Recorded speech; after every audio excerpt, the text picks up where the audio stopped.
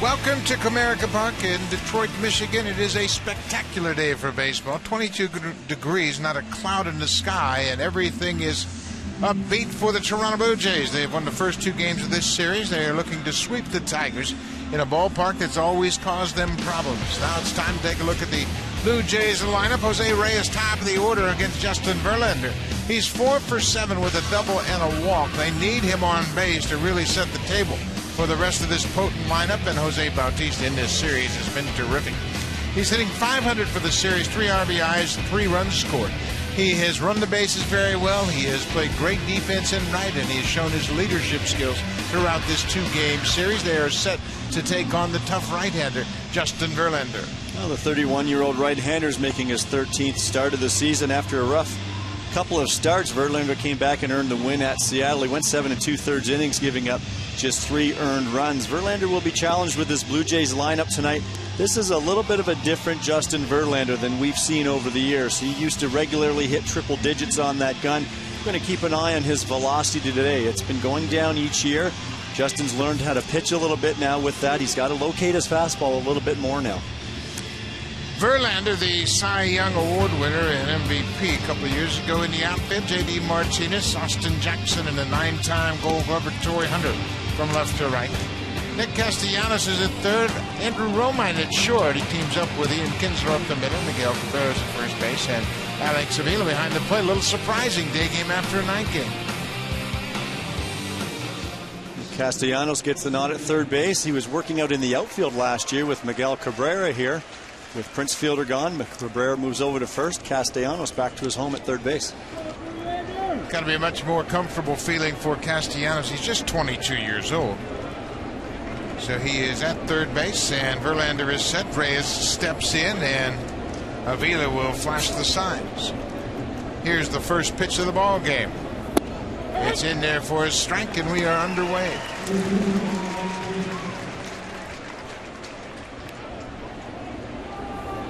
.249 for Reyes for the season. There's a line drive base hit into center field. Reyes is now 5 for 8 against Verlander.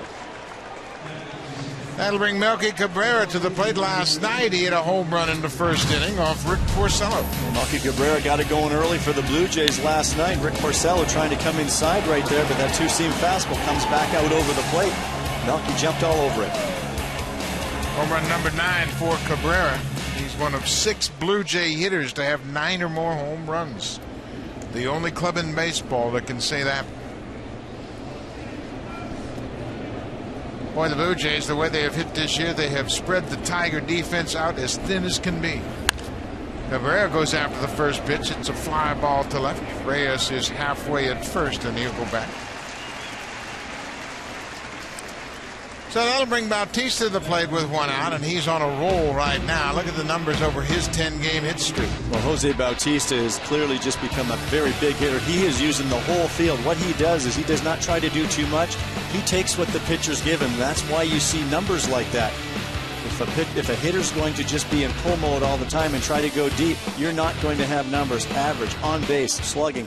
He's really doing it all, becoming a very complete hitter. .318 average. Bautista is the 7th leading hitter in the American League.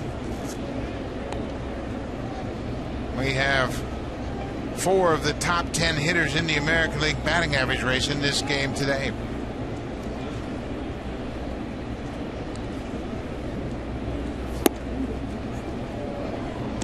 Missed down and away. Bautista just 3 hits and 13 at-bats against Verlander, but one of those 3 is a home run.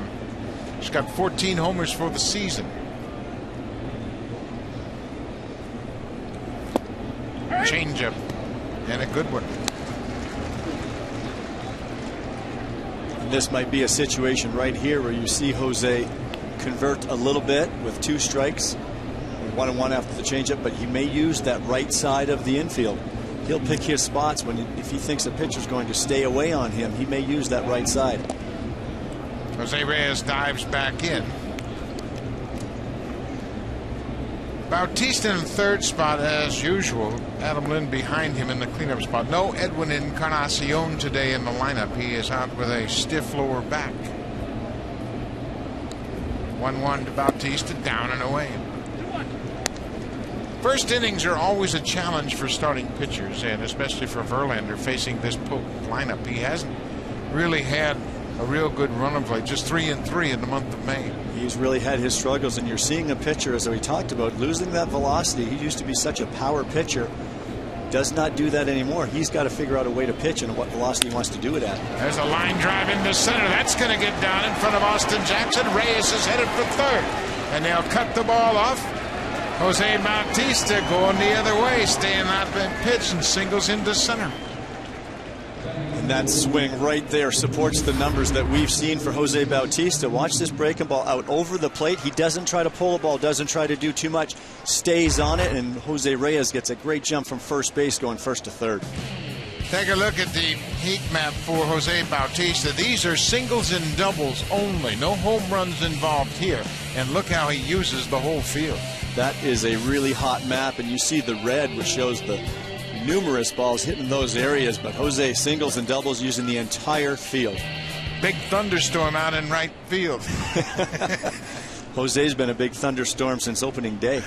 Adam Lind with a couple of doubles last night, drove in 3, and he goes after the first pitch. He hasn't been doing that through this whole series, but he was looking for that first pitch fastball. And that could even be a game plan for Adam Lind as against a pitcher like a Verlander to set him up for this situation right here. Adam got a pitch to hit right there, swung and missed, but Verlander, he's been watching too. He's taking a lot, trying to get ahead. Ball is popped in the air. Foul ground. Castellanos goes back, makes the catch. Bautista wanders off first, but they'll keep an eye on him. So Lind is retired. Now there are 2 outs. Juan Francisco batting behind Lind this afternoon with no Edwin Encarnacion available.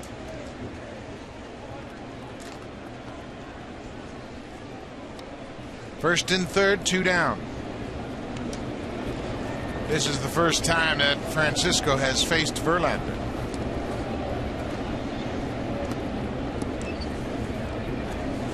.269, 9 homers and 24 driven in for Francisco. He's done a lot of damage in a limited number of at-bats, just 119 ABs.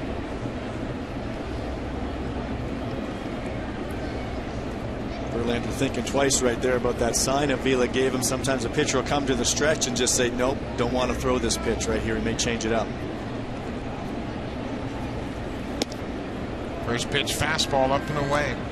Excuse me, a changeup. He took something off that pitch, but everybody's learned now that Francisco is a deadly fastball hitter. Verlander knows, again, not touching 3 digits anymore with that fastball. He has to still trust it and have confidence in it, but he just understands now he has to locate that pitch better. Again, seems to be some indecision in Verlander's mind. See Verlander looking in at Alex Avila, and they're staring each other down. Just wants to start all over with that sign. Coming inside. Off the plate. This is exactly what this Blue Jay lineup does to you. And it's not just the first couple hitters in the lineup. It's all the way down here. Juan, Laurie on deck. It puts fear, strikes fear into pitchers, and really makes them think. And as a catcher calling a game, you cannot pitch around one guy to get to the next, because they got a lot of guys that'll get you in this lineup. 2 balls, no strikes. High fly ball to left. J.D. Martinez in front of the warning track. Verlander gets out of a first inning jam. Blue Jays get 2 hits and they strand a pair. Jay Happ will take them out when we come back to Detroit.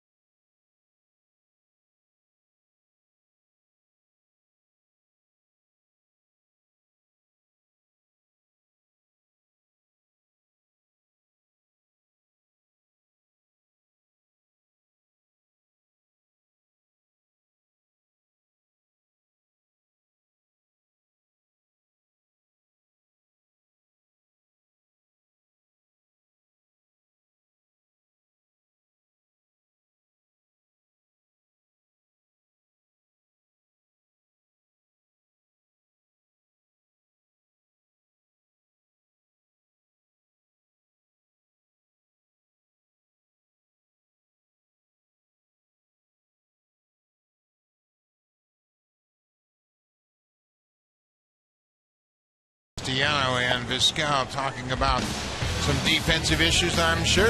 Top of the order, Ian Kinsler, Torrey Hunter in the 2 spot. Then Miguel Cabrera is the first baseman. His last 24 games, he's hit .376. 7 homers and 25 RBIs, and you just can't slow Miguel Cabrera down. Austin Jackson has been a good hitter in this ballpark, and it's a good hitter's ballpark. It's big, but there's a lot of room for base hits. He's hit .322 this year at home. Tigers have lost the first 2 of this series. They're looking to salvage the final game, and they'll face Jay Happ on a gorgeous day in Detroit. Happ's a 31-year-old left-hander. He's making his 7th start of the season. He appeared in 3 games out of the bullpen prior to entering the rotation. Took the loss last time out against Kansas City, going in 7 2/3. Gave up 6 earned runs, but he really pitched okay. The line was not really indicative of how he pitched. He stayed out there a little long after tried to save a bullpen that used 5 relievers the day before. Gave up that 2-run homer to Lorenzo Cain in the 8th. Yep, the bullpen was tapped out, so Jay Happ pitched into the 8th. Happ is set. Kinsler in the box. There's a first pitch strike. Ian Kinsler, the second baseman coming over from the Texas Rangers. Breaking ball bounced into there. Kinsler just 1 for 8 in this series. That one hit was a home run.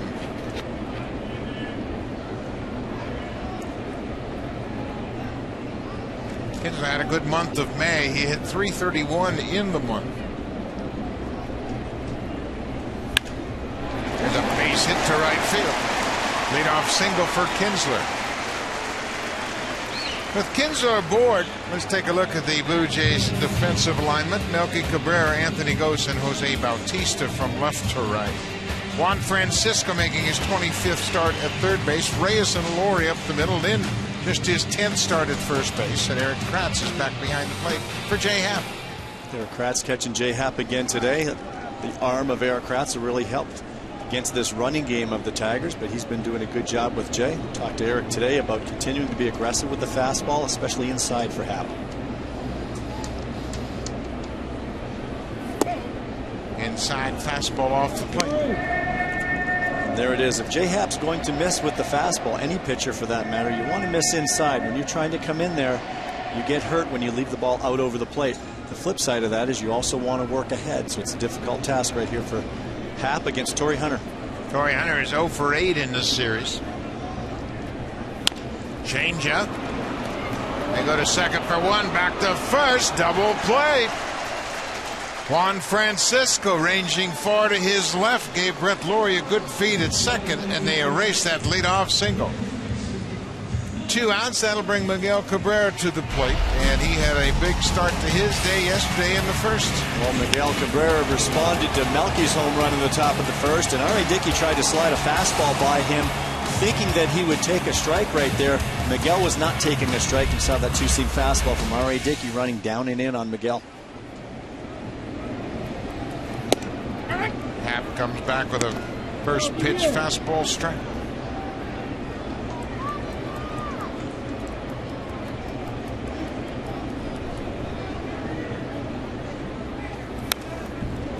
Fouls it back. It's 0-2. R.A. Dickey picked up the win last night, his 6th win of the season, and he wasn't on his game particularly, but he left the ball game in good hands. You see his line: 5 innings, 7 hits, 2 runs. Both of the runs that he gave up were home runs. He left the ball game in the 6th inning with the bases loaded and nobody out, and Aaron Loop, with the best effort we have seen this year, stranded all 3 base runners. R.A. Dickey left that game in a very good left hand. Aaron Loop just came in with the strikeout and a couple of pop-outs in a key situation.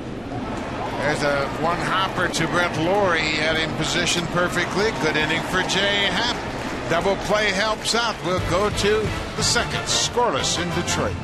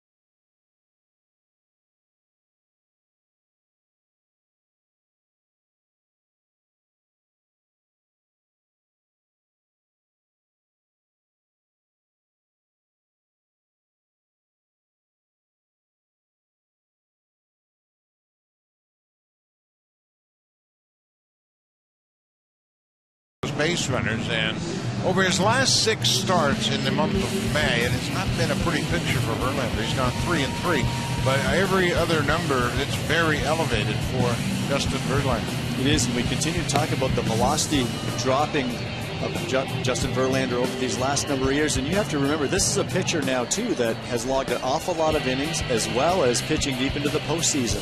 So you just wonder at what point in his career we see the velocity keep dropping. But now as the velocity drops and you don't trust that fastball as much, don't have that same confidence in it, you start throwing your other pitches, perhaps you're catching a little bit more of the plate now, and he's just a different type of pitcher.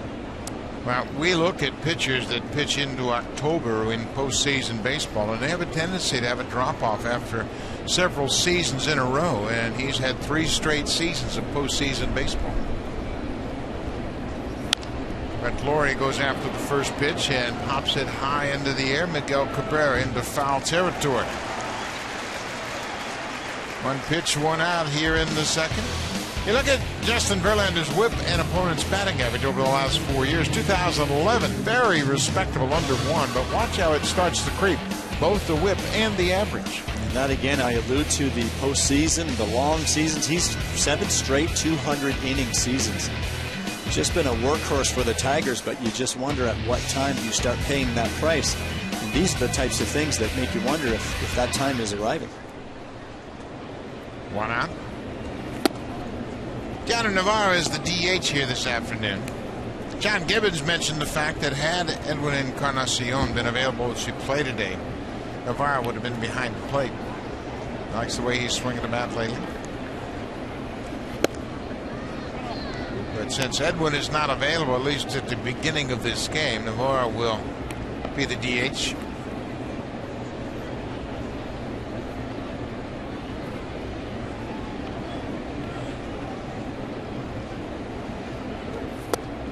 You mentioned Verlander's innings total, and it's not just over 200. In 2009, he threw 240, then 224, 251, and 238. Big numbers, huge numbers.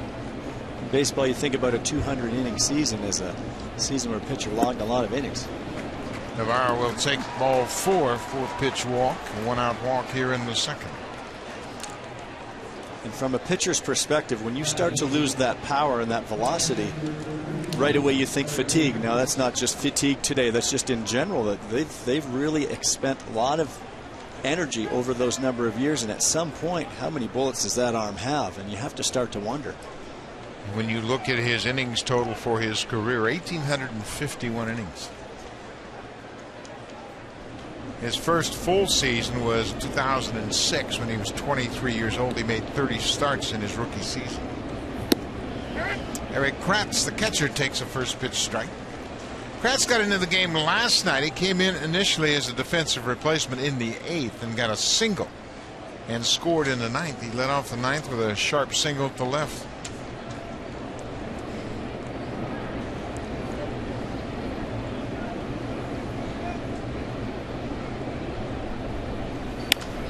Ground ball to short. Romine to second. Back to first. Double play. So Verlander has a quiet second inning. We played an inning and a half. Still no score.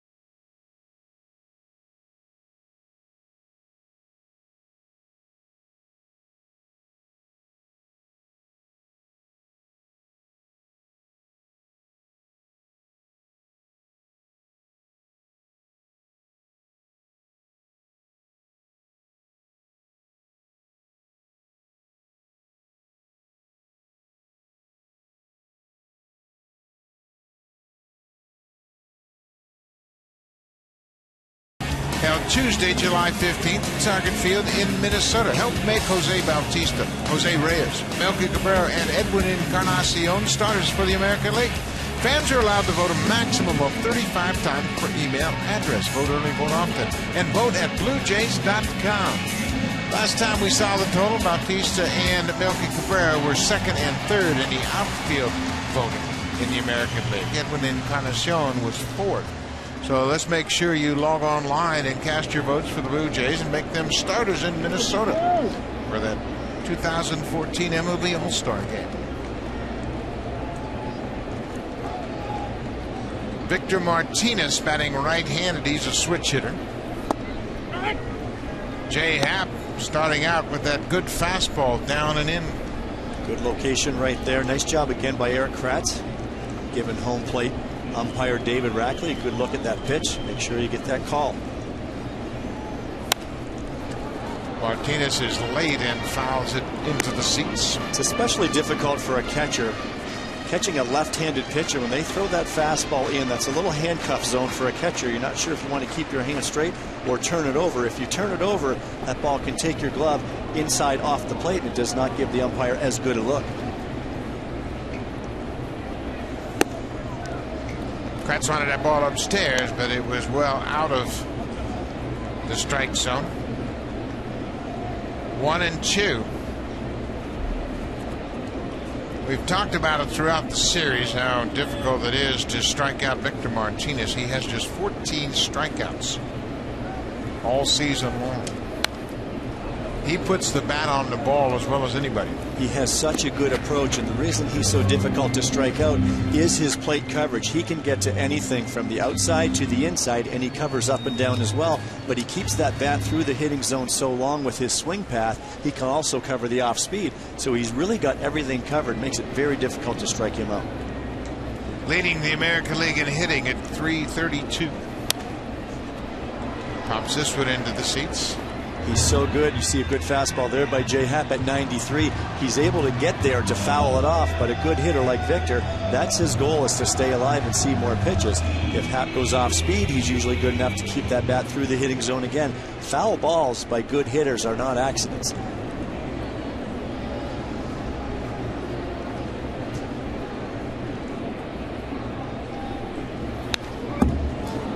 Piece of that pitch with 2 strikes. You can see he expands his strike zone. And it's not a bad idea for Happ to change the level like that by going up. He wasn't trying to go high right there, but again, Victor's the type of guy with his great hands, is able to get to that pitch to get a piece of it.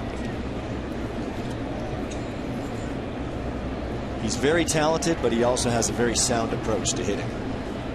7th pitch of the at-bat.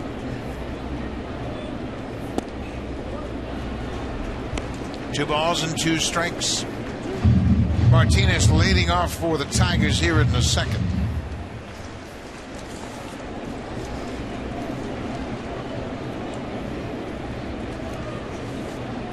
.349 with 2 strikes. That's the best in baseball. And he strikes out. He got him.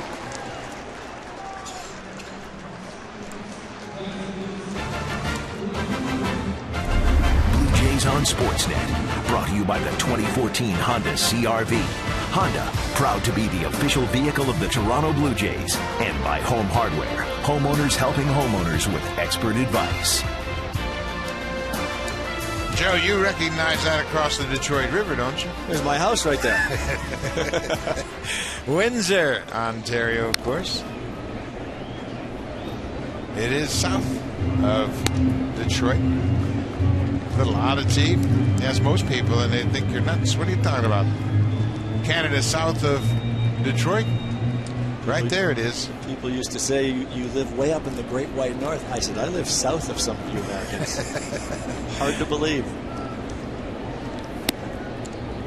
J.D. Martinez, the left fielder.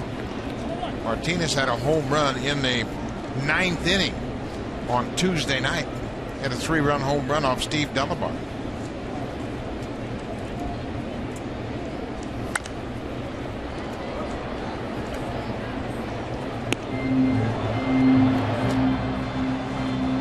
really sense that J-Happ's pitching with a lot of confidence right now. He had worked hard in the offseason to rebuild up strength in his legs, especially his knee that he injured, his right knee. But it seems as though he's getting better and better with his confidence with each start. Well, I don't think you can take for granted the effects of the injury that he sustained, not just the head, but the leg. And when you don't have that support in the front side, you're not able to get on top of that thing and get over the baseball. It makes it difficult. Look at Laurie. He's playing out in right field, and he makes an easy play on Castellanos.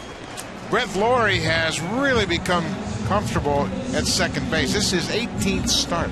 But he said he took it upon himself to move deep. He said, I've got enough range and I've got the arm strength where I can play back and cut off a lot of those balls that are normally hits. He can play regular depth and have great range. You back Laurie up into shallow right field, he's going to cover any ground ball that even thinks about getting out to center or right field. And then, as you say, with that great arm, he can make his off-balance throws, whatever, and still hit it at first base. Austin Jackson. 2 outs. We mentioned Jackson hitting .322 here at Comerica, and you can see his overall average is .233.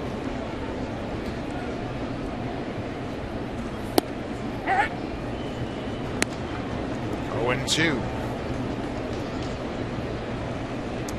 Champions in '84, no doubt about it. Bless you boys, the Sparky Anderson Tigers, that dream season in 1984. There's a base hit for Austin Jackson, an 0-2 base hit to right. That's a nice piece of two-strike hitting right there by Austin Jackson. Again, a hitter with a two-strike approach, not trying to do too much, covering the outer part of the plate, letting the ball travel, get deep in your stance. Austin Jackson put the bat in a good spot by doing all those things. Does it bother you that Happ gives up an 0-2 base hit like that? You know, that pitcher you want to be off the plate a little bit more, but for Jay Happ, he's had his struggles not throwing strikes, and with Eric Kratz behind the dish, we've talked about it a lot. He wants Happ to be in the strike zone. You'd hate to give up an 0-2 base hit, but in this case, to a weak hitter like Austin Jackson, who's scuffling the way he is, be aggressive and go after him. You give up a ground ball the other way, you get the next guy. Got a left-handed hitter behind him. I have no problem with that at all. Plus, you're resolving at bat in 3 pitches, and that has been a challenge for the Blue Jays in general. They have the 6th highest innings or pitches per innings in baseball, averaging as a team almost 17 pitches per inning. And a big issue for Jay Happ, getting up to that 100 pitch count in the 5th inning in the past, and he has to get over that. And that's one way to do it right there, attacking hitters. The appeal down to third, Jim Wolf. He's always free to call a strike. He's always thinking about a strike. Of course, his brother's a pitcher, so he's probably always thinking about strikes. That's all he used to call in the backyard. Jim Wolf's brother, Randy Wolf, won his first start for Miami a couple nights ago. Making a comeback. 0-2, 2 outs.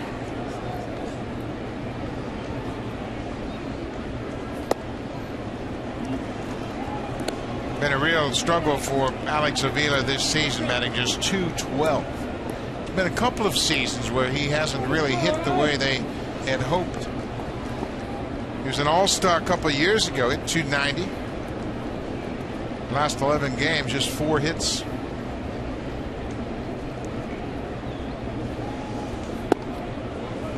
Another player that, due to injury, and really just has not been the same since he's had his knee injuries. And as a hitter, you know how much that bottom half is so important. You start compensating, not using your bottom half as a hitter, you become all arms and upper body. Start coming around the ball. And I think that's really affected Alex Avila over these last couple of years. 2-2 pitch. Jackson at first. Cut on and missed. The 0-2 base hit to Austin Jackson. Doesn't mean a thing. We've played 2 complete. It'll be Anthony Gose starting things off. Then back to the top of the order. Jose Reyes has a single. Then Melky Cabrera. Scoreless after 2.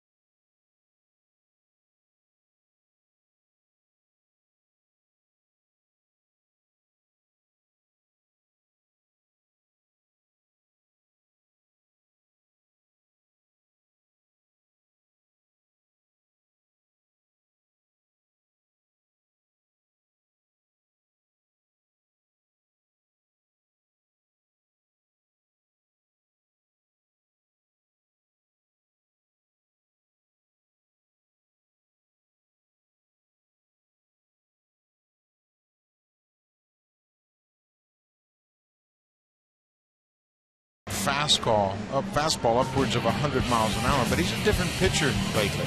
Well, not only has his fastball usage gone down, ironically, at the same time, the velocity has come down to 53% now with that fastball. He's pitching more now with his other pitches, the curveball, the changeup, and the slider. He's actually even working more of a cutter, a harder type slider. But Justin Verlander's figuring out what kind of pitcher he is, and these are the adjustments you make as you get into your career. The velocity comes down a little bit. You have to make adjustments as a pitcher. It's got to be a psychological hurdle as well. It sure is, especially for pitchers and their ego, because how much is talked about velocity in this game anymore. And you talk about a Justin Verlander's velocity going down, he just wants to step it up even more. Anthony goes after the first pitch and fouls it up. A few starts ago, he was 89 to 91 miles per hour, and the questions were arising a lot about Justin Verlander. So he came back in his next start, and he was 93 and 94. I think he wanted to prove a lot of people wrong. So there's still stuff in the tank right there, but he's just not that three-digit guy like he used to be. Ball on the strike to the number 9 hitter, Anthony Gose. Anthony had a hit in 4 at-bats last night. He scored a run in the 9th. He had a big at-bat in the opener in the 9th inning, a leadoff walk in a scoreless game.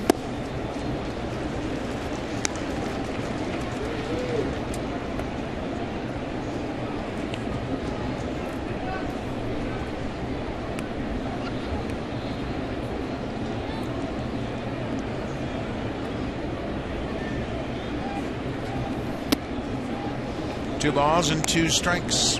That's the 4-seam fastball coming in on Anthony Gose at 93. The previous pitch is that hard slider cutter that Justin's been working on. Still trying to run it in on the left-hander. See the difference in velocities. Yes. Lays off that breaking ball, and there's Jim Wolf down at third. We told you he calls a lot of swings. 1 down. Let's take a look at the history of this Tigers organization, and the pitching history has been a rich one. Denny McClain, back-to-back Cy Young Award in 68 and 69. Willie Hernandez on that World Series team in 84. He was the closer, and then Verlander and Scherzer the most recent winners. Verlander and Scherzer have been going at it in the rotation these last few years, still looking for that elusive World Series championship. Reyes gets jammed on the first pitch. Kinsler will throw him out easily. 2 quick outs for Verlander here in the 3rd.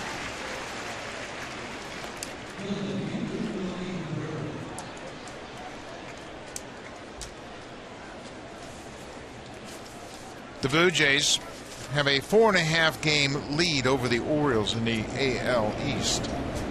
36 and 24. They're 12 games over. But this is a real key game for them, just to go ahead and complete the sweep. You come out of Detroit 3-0 as opposed to 2-1. Gives you those 3 straight games to add to your number over 500. And what a difference a little time makes, because if you just said earlier in the season, if we can go in Detroit, take 2 out of 3, that's a great series. But this is the way they feel right now, but coming to the ballpark. They expect to win every day. Another bouncing ball, Kinsler. An easy inning for Justin Verlander. Just 7 pitches, and the Blue Jays are down in the order in the 3rd.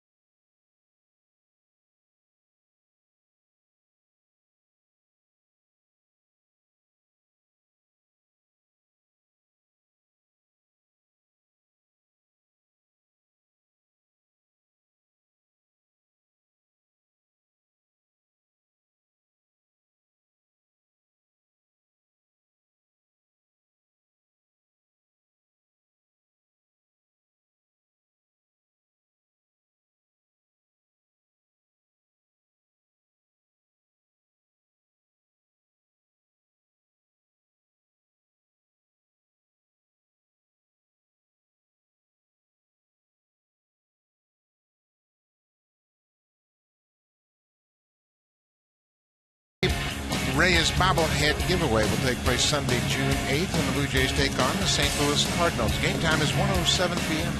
The first 20,000 fans will receive a Jose Reyes bobblehead. Call the Blue Jays for tickets at 416-341-1234 or log online at BlueJays.com and order your tickets for the Jose Reyes bobblehead day, Sunday, June 8th. The series finale against the St. Louis Cardinals. Cardinals will be in town tomorrow night. Marcus Stroman will go to the mound to make his second big league start against the reigning National League champion St. Louis Cardinals.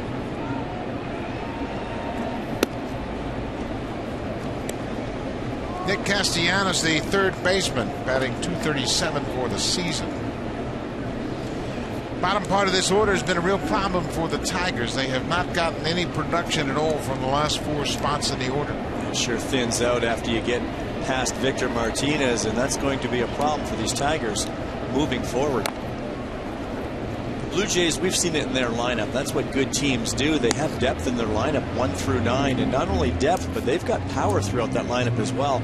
So this is not the type of Tigers lineup that you're used to seeing, and especially when they were in their heyday. We used to see their 7, 8, 9 hitters hitting 15 and 20 home runs. Brandon Inge, Marcus Thames.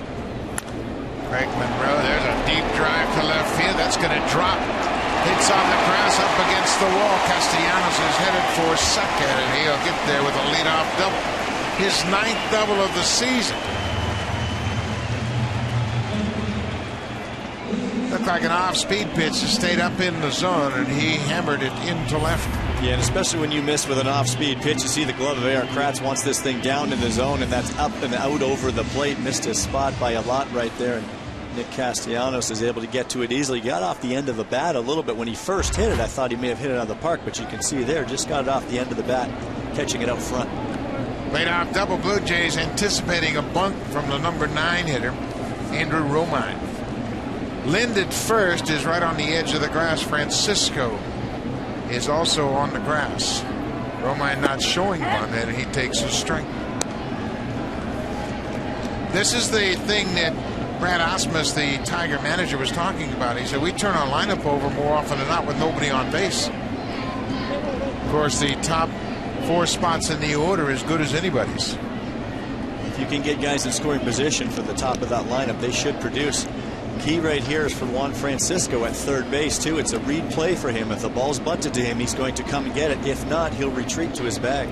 No bunt, and it's strike 2.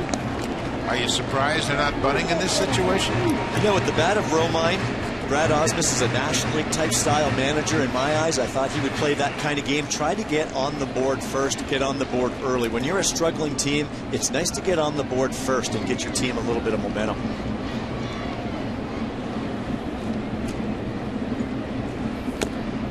Fouled off the glove of Eric Kratz. The Blue Jays have scored first in 39 games this year, and they have a 28-11 record in those games. And I think, again, you have to consider the situation. And in this situation with Andrew Romine, a weaker hitter, your 9 hitter up to bat, top of the lineup coming up, if you can move that runner over to third with less than 2 outs with Ian Kinsler to the plate, I like my chances at getting on the board early. Another 0-2 pitch. Trying to slap that to the right side, and he just barely got a piece of it. As a hitter, you're doing everything you can to hit this ball to the right side of the field. Now, what Andrew Romine has to be careful of with 2 strikes, you can try a little too hard. Jay Happ almost knocked that fastball by him right there.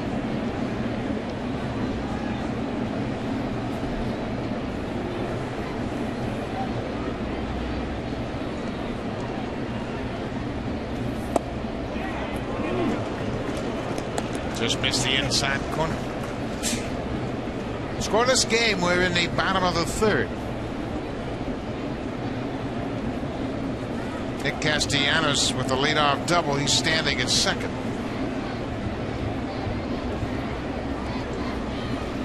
Shortstop position for the Tigers has produced a 195 average with 1 home run and 11 RBIs. Of course, they lost Jose Iglesias, who they thought was going to be their everyday shortstop. He is out for the year. Bouncing ball. Lynn thinks about going to third, and he'll step on the bag. Nice job by Romine. Jay Happ's velocity has improved lately, and with that, he could use that fastball a little more effectively. And I think he's gaining confidence in it and trusting that fastball. And we talked about the influence of Erik Kratz back there. 68% fastball usage. He mixes in the slider, changeup, and curveball. But those 3 off-speed pitches are benefited by more fastballs from Jay Happ, pitching very aggressively. Runner at third base, 1 out. The Blue Jays will play back. It's early in the game, and in this part of the batting order, you don't want to let one sneak through the infield and allow the Tigers to have a big inning. No. You could hear Kinsler turning to the umpire, David Rackley, and saying, no. He had a good look at that fastball, thought it was off the plate. Much for Erik Kratz to stay hard in on Kinsler right here. If they can keep him jammed a little bit, try to keep the ball in the infield, even though the middle is back, may pop him up and not allow him to get that runner in from third base. Went inside again. Kinsler had a base hit to right field on a pitch out over the plate. That came in the first inning, leadoff single. He was erased on the double play by Torrey Hunter.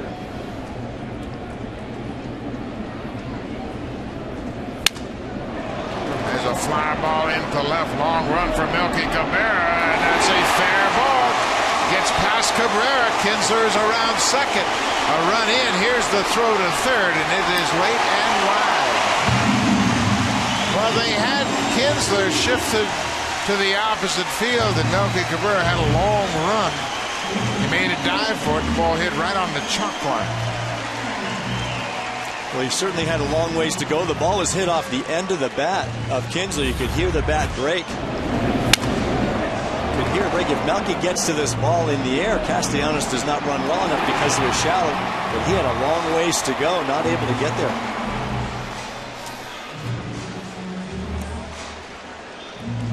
You can see it hit just inside that left field foul line. So Kinsler picks up the RBI. The Tigers have a 1-0 lead. Now the infield will come in halfway with Torrey Hunter at the plate. A run in.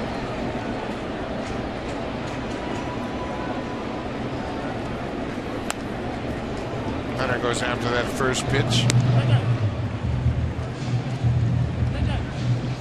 Now I think you'll really see Jay Happ try to pound Torrey Hunter in with that fastball, especially with the drawn-in infield, trying to jam him, not allow him to get something out to the outfield to get Kinsler in from third.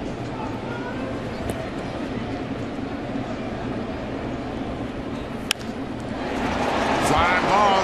Ghost has a strong arm, but he's deep in center. Here's the throw to the plate. Castellanos coming in, and he'll score.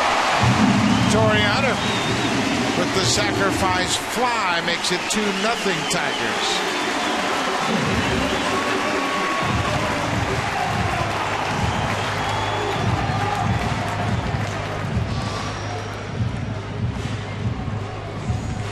Leadoff double, a bloop triple, now a sacrifice fly, and the Tigers are on the board here in the third. Pretty good job by Jay Happ. He tried to get that fastball in there, but it just didn't get in enough, and you can see Torrey Hunter is a veteran type hitter, as we know. He kept the hands inside and was able to get it just enough out to the outfield, far enough to get that runner home. How about a half an RBI this inning for Andrew Romine, getting that runner over? And this is what the Tigers have not been doing. So maybe this is the start of a little something, their offense turning around here. 2 outs. Miguel Cabrera makes that first pitch outside. Cabrera grounded out to second to end the first inning.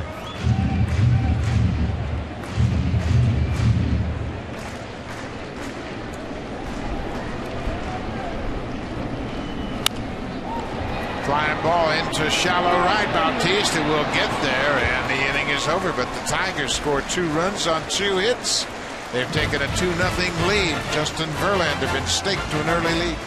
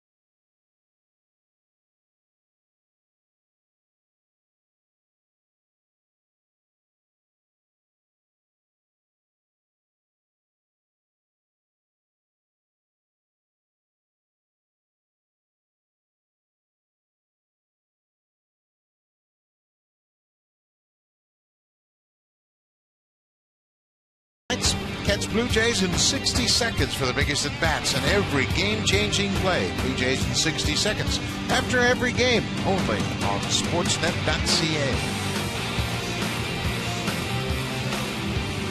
Beautiful day to be out on the water. And, I mean, it is perfect.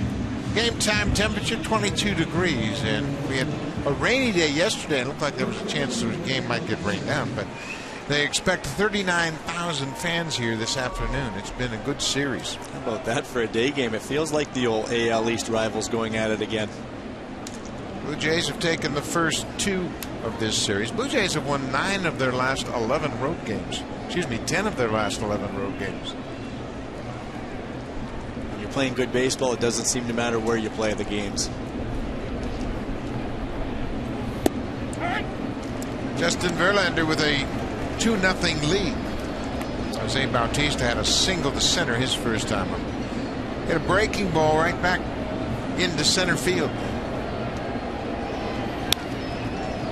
He got a good pitch to hit there and fouled it back. Trying to come inside again on Jose Bautista. We've seen teams do that a lot. Verlander not quite getting in there, but Jose able to foul it back.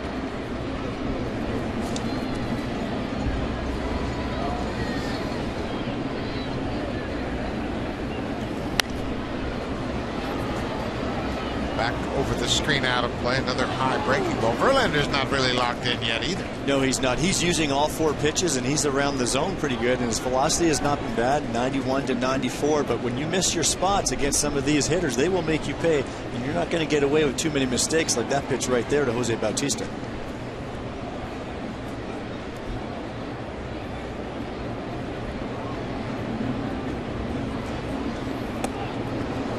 We mentioned Verlander and the workload he's had over the last several seasons. We went back to 2006, and when you include playoff games, Verlander has averaged 231 2/3 innings a season. Only CC Sabathia has a higher yearly average at 238. 1-2. Pop back. And it's not just those number of innings, but think of how many stressful innings he's pitched over these last number of years, challenging for the playoffs, and then in the playoffs, what he has had to do.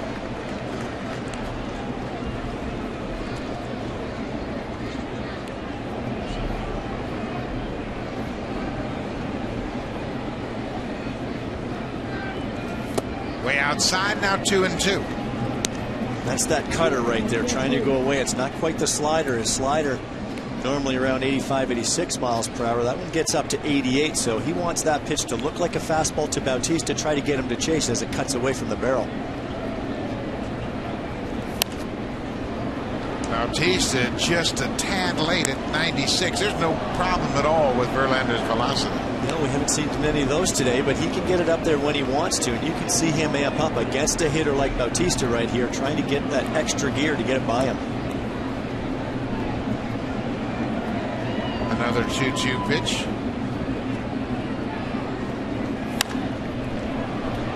This one is popped into center. Austin Jackson coming in. Now they look at each other and they drop it. Oh my! Jackson called for it. Torrey Hunter backed off, and then he looked one more time at the center fielder, and Jackson had given up on it.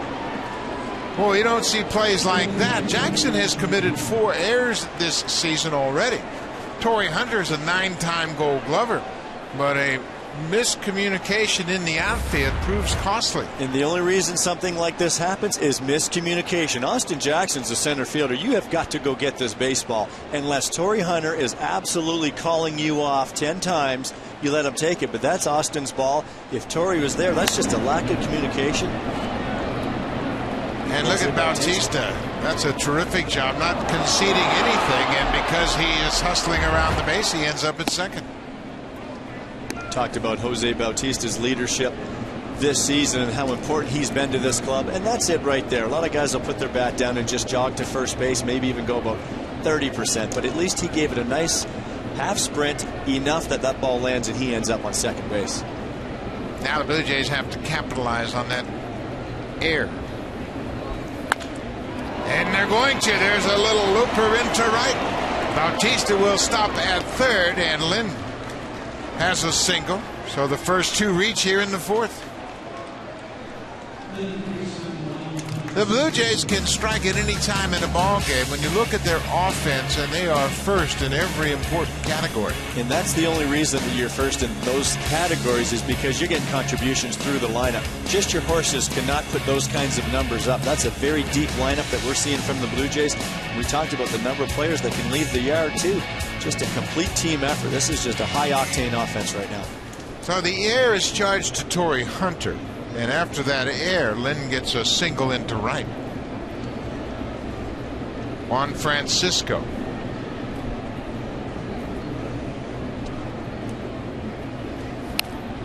Well, he gets jammed on that inside pitch. That's the cutter right there, trying to get inside on Francisco, and he just has to have a little better knowledge of the strike zone right there. But that's the intent of the cutter. We talked about it when he threw it to Bautista. You're trying to, against the right-handed batter, run it away so that it misses his barrel. Against the left-hand batter, you're trying to run it in on his hands, and he did just that right there to one. Francisco has struck out 45 times, and that's what Verlander wants right here in this at-bat. And Francisco fights it off and fouls it into the seats. It's another time now we've seen Verlander get up to 96 miles per hour. It lets you know, it lets everyone know that he has that in the tank when he needs it. This is the type of situation where we'll really see it. Oftentimes the defense picks up the pitcher. After that air and right, Verlander can pick up Torrey Hunter. And that's what the great ones do. They step up when they need to. 0-2. Popped up along the third base line. Avila makes the catch. One out. Let's check in with Jamie Campbell.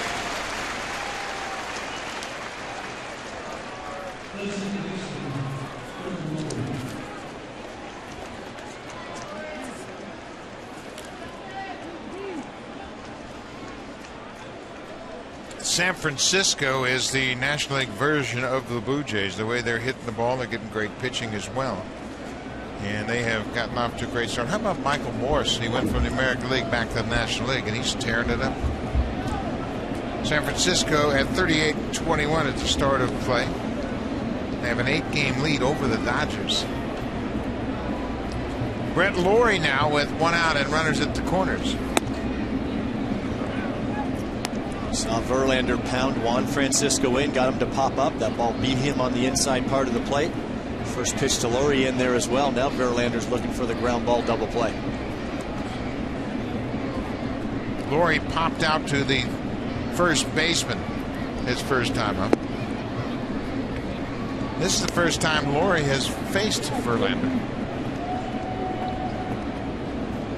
5-game hit streak, good numbers. Home run, 6 RBIs. The homer came here on Tuesday night in that 5-run 9th inning.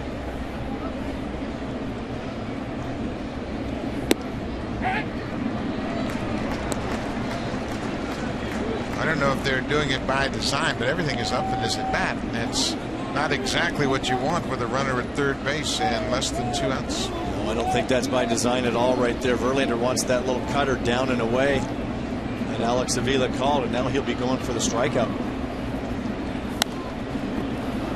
He had a big hack, lost his balance at the plate trying to catch up that 96-mile-an-hour heater. You just got to be careful not to try to do too much in this situation. You see Verlander coming inside. He lost his footing. He took such a hack. Well, Brett's done a great job of hitting in these situations. He's been Blue Jays' most consistent run producer with runners in scoring position. 2-2. This is popped down the right side into the seats. Well, Verlander trying to pitch around the air. Bautista reached second on a 2-base air off the glove of Torrey Hunter, the right fielder. Then Lynn single. Francisco popped out. Now Brett Lawrie. That is a great pitch right there by Justin Verlander. An even better job by Brett Lawrie laying off that pitch. Seeing a lot of heat here this at bat, up to 96 miles per hour with a lot of these fastballs. Then Justin Verlander has that deathly breaking ball. Hard to believe Brett Lawrie laid off that. Lawrie has hit .377 with runners in scoring position. What a walk. What a great job by Lawrie not to chase that breaking ball first and then not to get that fastball. Watch this last foul ball. Everybody's reaching up for it, and the guy that catches it's on the phone. That's today's modern baseball fan. Hey, just wait a minute. I've got a foul ball coming at me. That's multitasking right there. I've called it at the ballpark and over the phone. So Lawrie takes the walk. That loads the bases for Dioner Navarro. Boy, a big opportunity for the Blue Jays to cut into their 2-run deficit. Bautista at third, Lind at second, Lawrie at first. Navarro walked his first time up. Navarro's got to look for a pitch out over the plate here that he can elevate, try to lift it to the outfield. Goes that foul on the ground. He knows his speed. He does not want to hit a ball on the ground here in the infield for a potential inning-ending double play. So you're looking for a ball out over the plate that you can drive to the outfield, even for a sacrifice fly, but just to get it out there and elevate it. Navarro has 2 grand slams in his career. So far this season, he's 0 for 3 when batting with the bases loaded.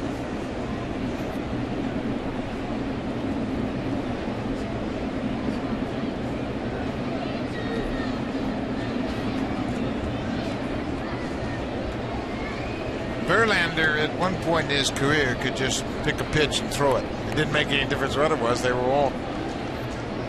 See the signs given by Avila using a sequence of signs with a runner on second base. Ball on the strike. Good changeup right there, trying to get Navarro to chase. That ball's got that lateral movement though. Verlander with his changeup, you want more downward movement on the off-speed pitch to try to get that ground ball. Stays on the same plane as the bat. That's benefit to the hitter.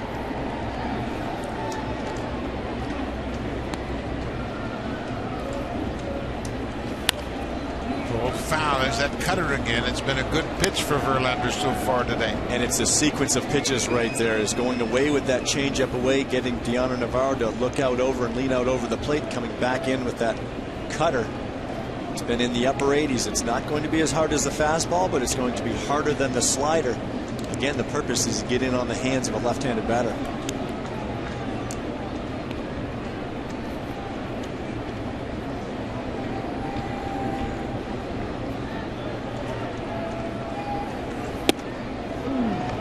Upstairs for a ball. He's making some pitches. Verlander made some great pitches in the at-bat against Brett Lawrie until that last pitch that he pulled away for ball 4. He was executing some pretty good pitches, getting up to 96 with that fastball. Doing the same right here with Navarro, but now Dioner's back even, 2-2. Blue Jays trail 2-0.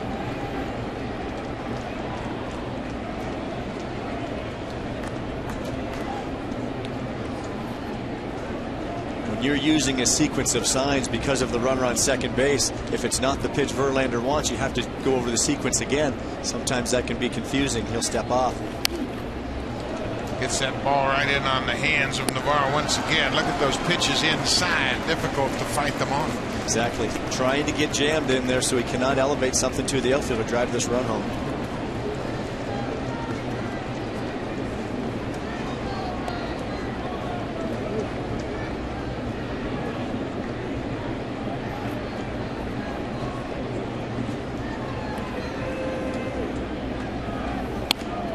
That's going to drop for a base hit. Bautista's in. They're going to stop Lind at third as J.D. Martinez got to it quickly. And what a base hit by Navarro. He fouled off some tough pitches, laid off some other tough pitches, and singles into left. So they cash in that error by Torrey Hunter. Bautista scores.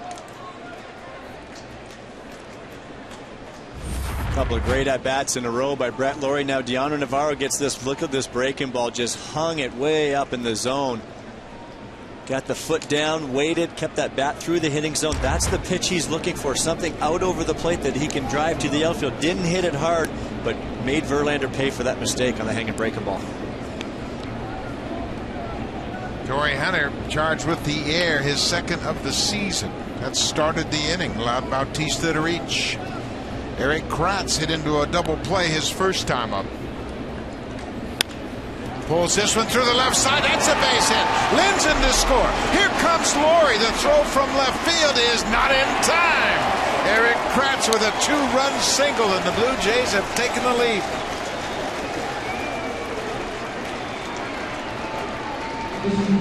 You just cannot make mistakes against this Blue Jays offense. Started early in the inning. Eric Kratz again getting a breaking ball. Not a very good one by Verlander. Hanging again out over the plate. Watch Brett Laurie taking off right now. Right when that ball is made contact with, he is thinking of scoring. Of course, getting the green light from Luis Rivera at third base. But Brett Laurie, great jump. Thinking home all the way. This is the difference between the Blue Jays lineup and the Tigers lineup. Laurie, Navarro, now Kratz, 6, 7, and 8 have erased that two-run deficit. Anthony Ghost goes back up the middle, steps on the bag, Romine, and completes the double play. The inning is over, but the Blue Jays take advantage of the air by Torii Hunter, and they have taken the lead.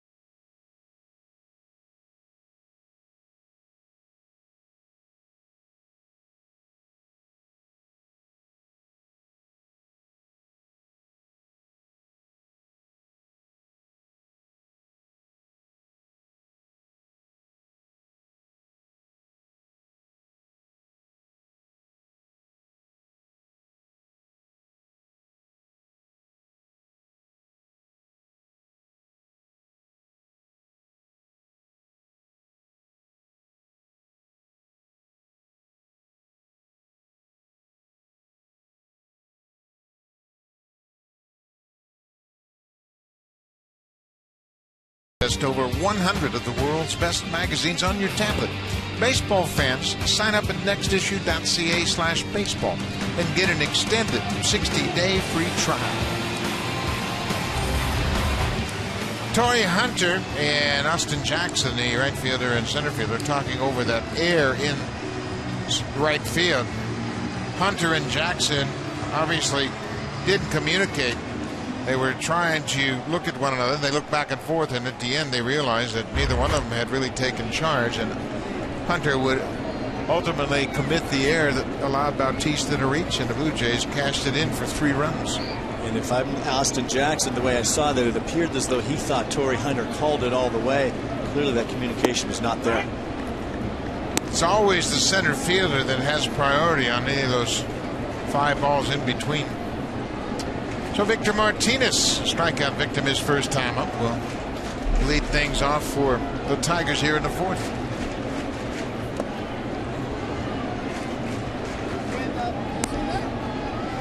But how about the Blue Jays' balanced attack down in the order? Brett Laurie took a tough walk.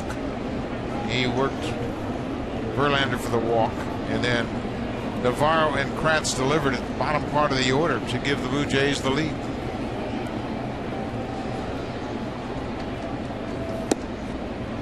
You have to consider the at-bat by Brett Laurie and then the at-bat by Gianni Navarro and the number of pitches Justin Verlander had to make, and those are what we call high-stress pitches. He was trying to really make game-changing pitches throughout that situation.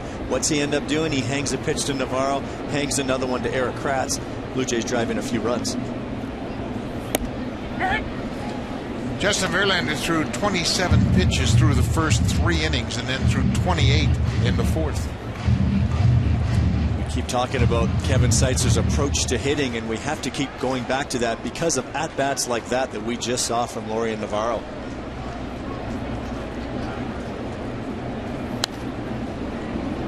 Victor Martinez, we mentioned he struck out against Happ. He has struck out twice in this series. He has 15 strikeouts all season long. Delabar got him in the 9th inning on Tuesday night, and Happ struck him out here in the 2nd.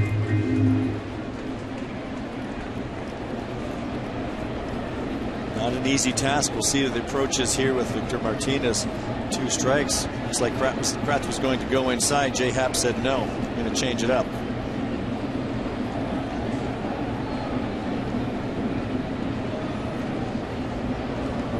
This is where you don't want to get too fine either. He's such a good hitter. You just put a 3 spot up on that scoreboard. Again, stay aggressive. Try to get that leader, as good a hitter as he is, knowing that things lighten up after him in the lineup.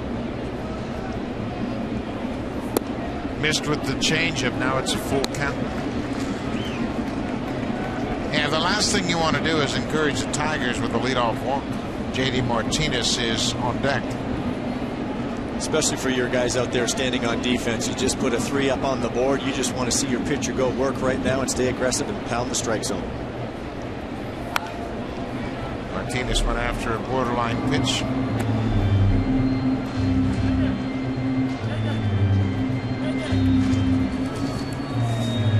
Don't see Victor leave the strike zone too much like that. Of course, protecting the plate with a 3-2 count, but looked like Happ came back with the changeup.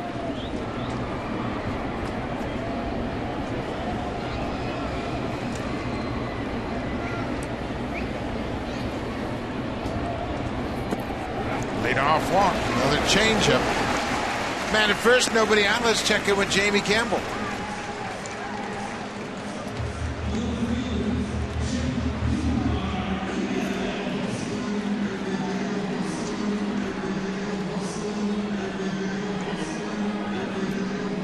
Thank you, Jamie. Brett Gardner with his 4th home run of the season. John Jaso has homered for Oakland. Drew Pomerantz on the mound has allowed 2 runs on 5 hits through 3 innings, and if there's ever been a stopper that's needed, Masahiro Tanaka is that guy for the Yankees. Can't think of anybody else you'd want on the mound. Jay Happ falls behind JD Martinez. Martinez has got some power. He's got 3 home runs so far.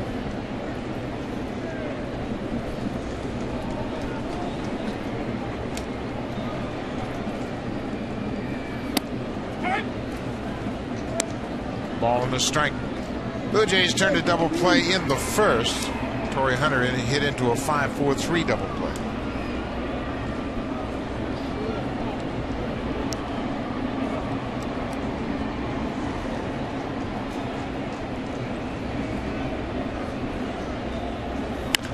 Ground ball to 3rd. Francisco to Laurie. Back to 1st, and it's high. Laurie got a little bit quick with the pivot and threw high to first base. Martinez is aboard with the fielder's choice. Victor Martinez is out at 2nd base. You see Brent Laurie's not too happy with himself. Francisco does a nice job. Gives Laurie a good feed. He's got lots of time. A little bit lazy with that throw. That arm trails a little bit, and the ball sails on him. He's got to get on top of this baseball, fire a strike right into the chest of Adam Lind. Looked like a tailor-made double play. Martinez is aboard. Austin Jackson now.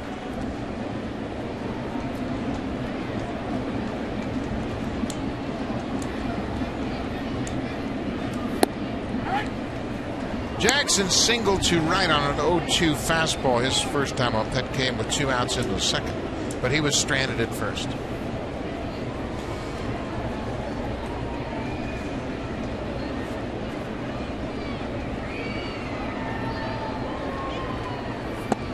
We talk about the psychology of giving up an 0-2 base hit, and years ago that was a big no-no.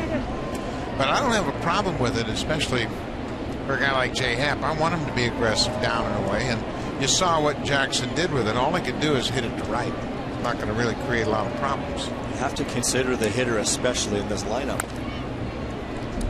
When you're facing a struggling hitter, the last thing you want to do is kind of start nitpicking and trying to pick corners. Go after them, make them beat you with the bat. I think pitchers give hitters too much credit, and especially hitters that they have all the scouting reports. If you've got a guy that's just not swinging the bat real well right now, attack him, go after him. The numbers do not lie. 3 for his last 31 for Austin Jackson. There goes the runner, and Eric Kratz makes a strong throw in plenty of time. Kratz has worked hard to stay on top of his throwing game, and he threw here on Tuesday before batting practice, and you can see the results of that extra work. Well, Salbuter's out here first game of every series, but it's the arm strength of Eric Kratz, and we talked about that early in the game. That'll usually shut down the running game, but not only did he throw a strike, but just tremendous arm strength. Right on the money to Brett Laurie. There's a fly ball to right. Bautista ranging back. That ball took off on him, but he stays with it, runs it down. The 4th inning is over. We'll go to the top of the 5th now. It's time for Blue Jays Central. Here's Jamie Campbell and Greg Zahn.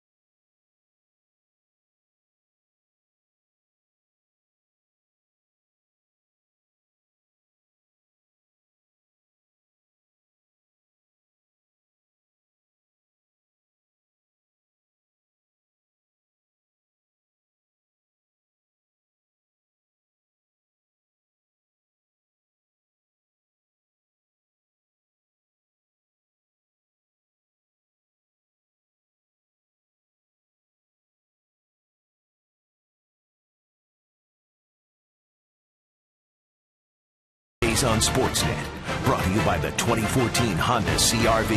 Honda, proud to be the official vehicle of the Toronto Blue Jays. You see off in the distance, it looks like a sandlot field, but actually that's old Tiger Stadium, and they still maintain the playing surface, and it's not that far away from Comerica Field right here.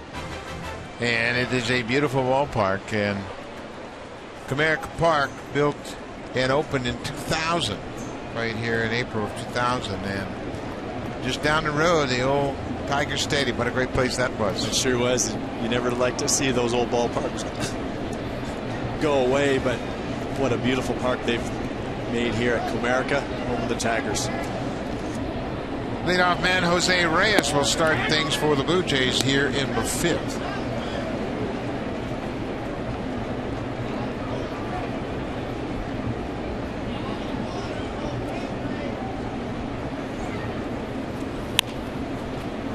Foul. Let's go back and look at old Tiger Stadium, and that's the flagpole that was out in center field. And if you don't remember, that flagpole was on the field in front of the fence. 440 feet from home plate. It was a mile out there to that flagpole in center, but what a beautiful, iconic view that is of seeing that old flagpole. Justin Verlander strikes out Jose Reyes. That's the first out of the inning. You can see the area where they have just preserved the playing surface, and it's hard to imagine they had that big stadium built on that square block of territory not far from Comerica Park.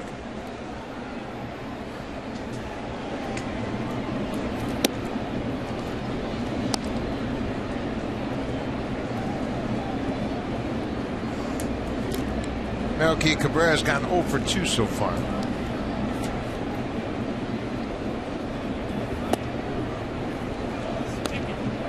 Melky homered here, first inning of last night's game. It was his first home run at Comerica Park. He'd gone 112 at bats without homering at Comerica. Popped out of play. He was the 4th most at bats for a player at Comerica without a home run.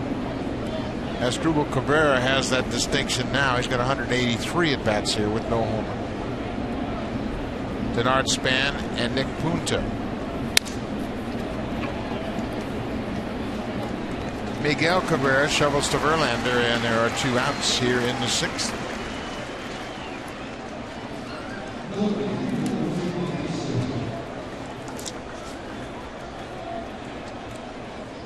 Jose Bautista has been on base twice again this afternoon.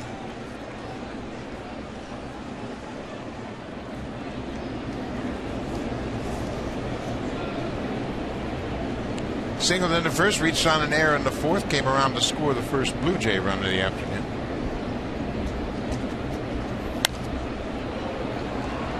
He has had a few pitches that I'm sure he thinks he should have hit hard. Well, we'll keep an eye on Justin Verlander now too. Into the 5th inning. Talk about that workload over the years and how much it can take its toll. See the frustration from getting through that last inning. Coming back here making some pitches. He uses that good curveball. 0-2 to Bautista. Usually as fatigue sets in, you lose the crispness on those pitches. We saw it last inning. Better pitches this inning. There's a strikeout. Blue Jays go down in order. A couple of strikeouts in the inning.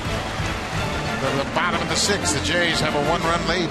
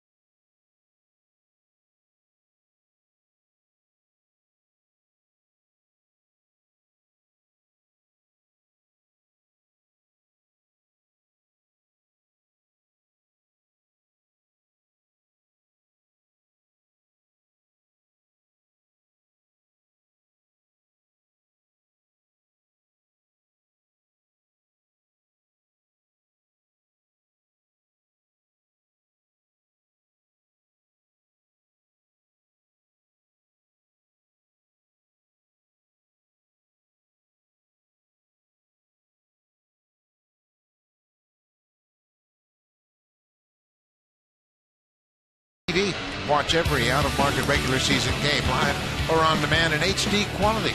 Watch up to 4 games at once with multi-game viewing. Season subscriptions start at $129.99. Visit BlueJays.com for more details. Great opportunity to watch all the baseball action with MLB.tv.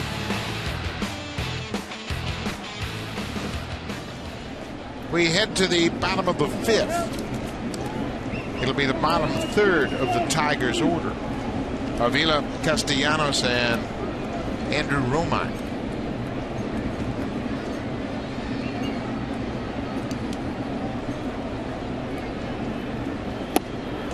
First pitch breaking ball in there for a strike. That's a nice first pitch to a left-handed batter too, especially a struggling Alex Avila. If you can get that breaking ball over for a strike, not trying to throw a nasty one, just a little get me over first pitch strike.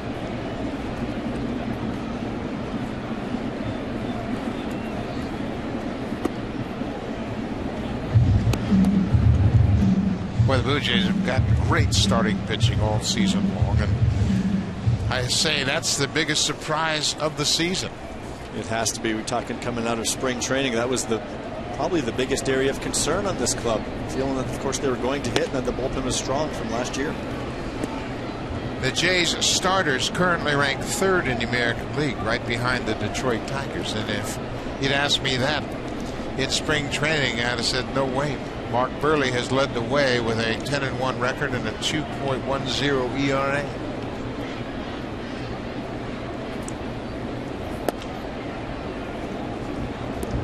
Looked like a pretty good pitch. Now it's 3-1 to Alex Avila.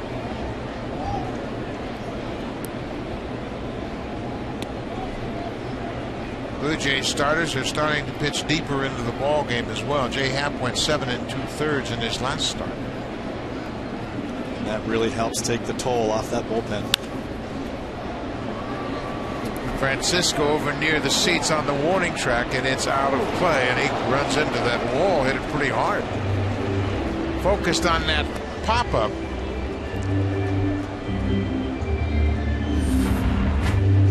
See Francisco going over there, and as a third baseman, he feels that he has a beat on this. He thinks this ball's catchable. If it's near the wall or just even a row in, you don't really want to slow down because you think you're going to catch that ball, but all of a sudden you run out of room. Once that left leg hits that wall, that can be dangerous.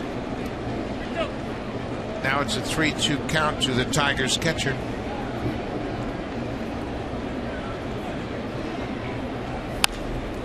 There's a little flare in the left, and that's going to drop for a base hit. Leadoff single for Avila.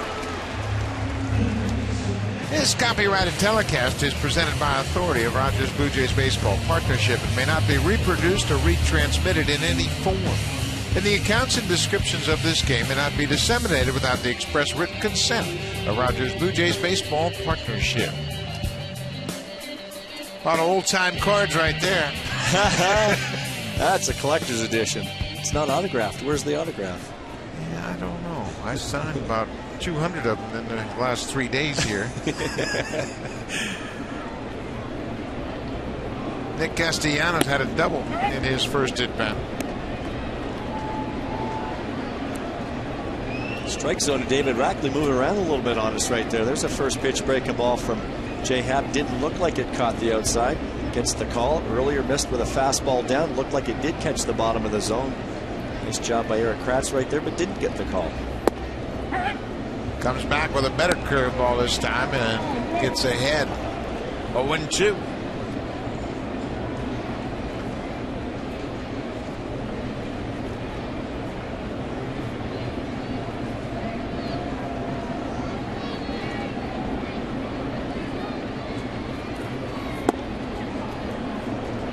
That's a pretty good pitch.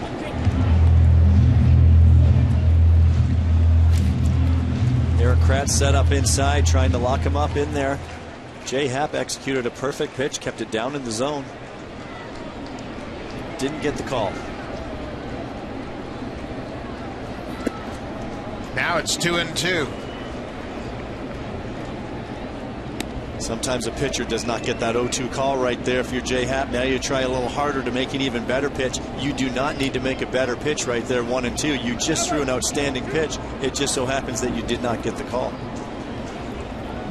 Alex Avila's at first with the leadoff single.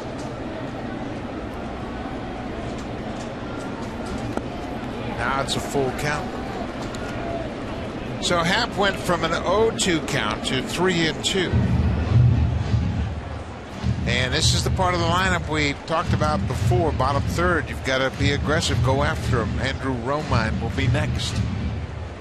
And you'd rather see Happ stay aggressive right there when he had the 0-2 count. He threw a great pitch, missed, but continue to stay aggressive. Go after these guys at the bottom of the order because you know you're going to have to pitch more once you get to the top. Fouled out of play. Yeah, and we have seen it throughout this series that top of that Tiger lineup, that's the dangerous part of this lineup.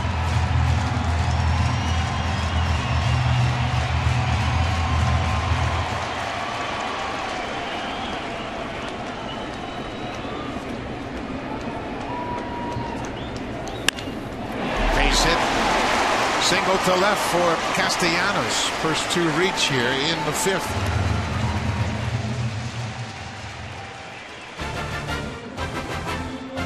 Celebrate and save during Home's 50th anniversary sale. Only at Home Hardware and Building Center locations. Homeowners helping homeowners with expert advice.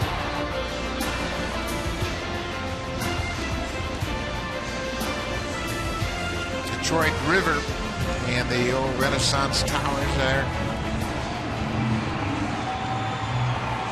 Pete Walker's going to come out and talk about this situation. You can see Kratz was already out to the mound talking to Jay Happ, and this situation is screaming for a sacrifice bunt. Yeah, the situation that was presented here is Castellanos was 0-2 at one point. Throw a good pitch to get to 1-2, and then you miss, and all of a sudden it's a 3-2 count. Well, now you've just made Nick Castellanos a much better hitter than when you had him 0-2, 1-2. Didn't quite get the result that he wanted, but I got to believe we talked about the situation with Romine earlier in the game, in the bunt situation. I think this is a no-brainer situation right here with Ian Kinsler on deck in a one-run ball game. The Tigers have only 4 sacrifice bunts all season long. Romine has 1.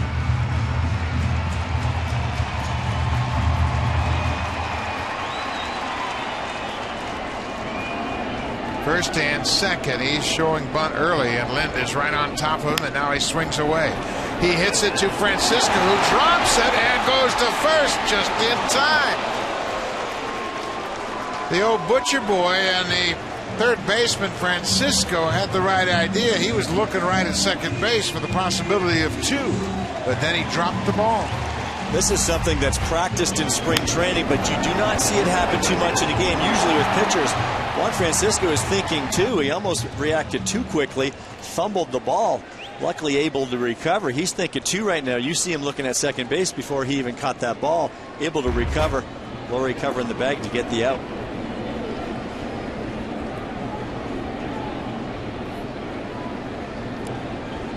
So now back to the top of the order.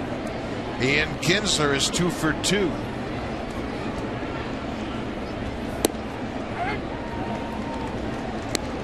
Kinsler and David Rackley have not been in agreement about that inside strike.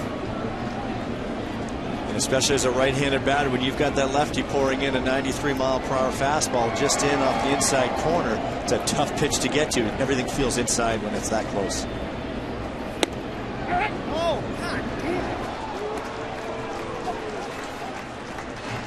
This has been going on all afternoon. Rackley calls a strike, and Kinsler leaves the batter's box. And if I know Eric Kratz, this next pitch is going to be even further inside. 2 great pitches right there in succession from Jay Happ. Kinsler clearly does not like it in there. You've got to pour this one in even further. Second and third. 0-2 count to Kinsler. Took a shot in there. Good idea. Kinsler doesn't use a stride. He, especially with 2 strikes, will just trust his hands. So if you do get a pitch inside, you could jam him. Avila at third base. Castellanos at second.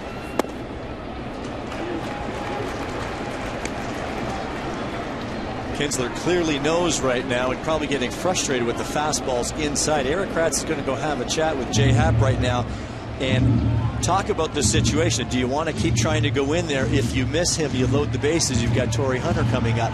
I don't know that they want to go something off speed here and risk missing out over the plate to Ian Kinsler. It's difficult to throw an off-speed pitch to a good hitter like Kinsler for a strike. When you've got 2 strikes, they're just trying to protect the plate.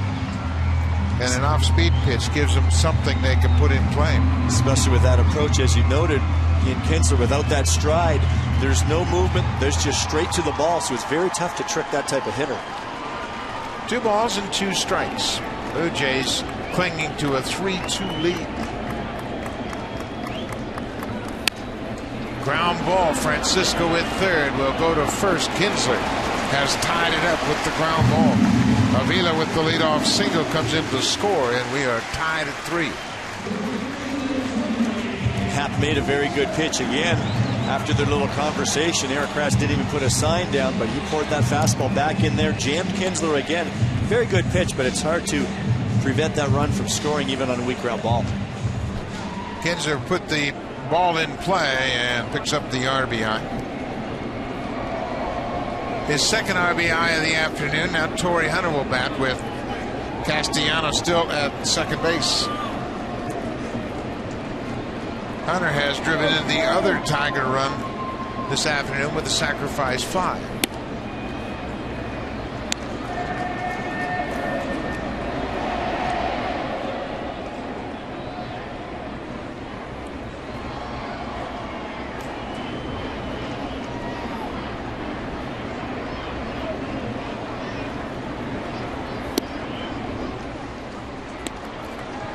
Just not quite finishing that breaking ball. J-Hap's got to get that release point out front more.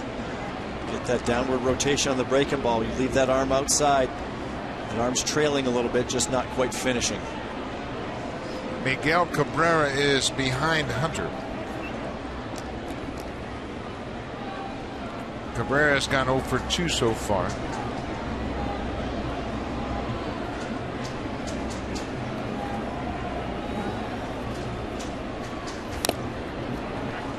Hunter fouls it off.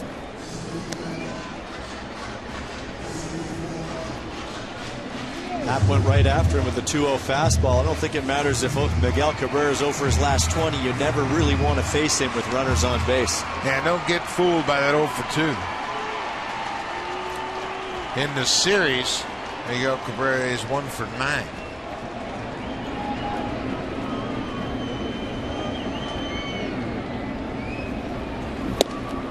Snap throw to second. Castellano just ahead of the tag by Laurie. Mentioned Kratz with his strong arm. He threw out J.D. Martinez attempting to steal second in the fourth. And he can catch a runner napping off second base, taking a little bit too big of a secondary lead. He just throws that from his knees. It almost looks like he's throwing the ball back to the pitcher, but tremendous arm strength to get that ball to second base.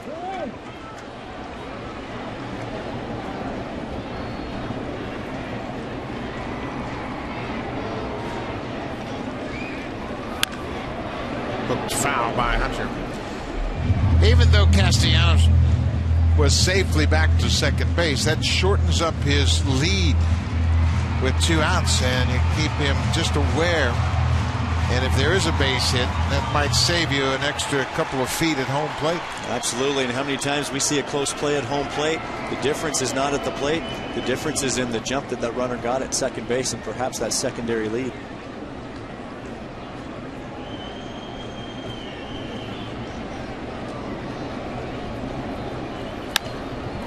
So fly ball to right. Bautista on the run. He'll get there, and the inning is over. But the Tigers score a run on 2 hits, and they've tied it. We'll head to the 6th. It's a 3-3 ball game.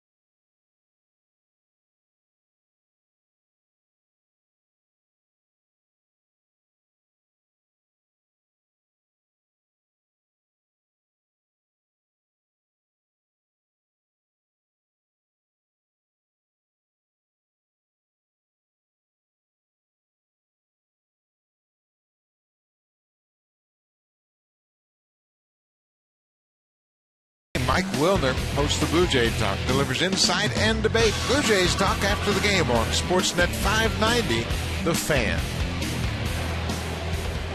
What a beautiful shot of the Detroit River running between Detroit and Windsor. And it is a perfect day. Crowd has turned out. It is a packed house. I don't think you could squeeze another body in here.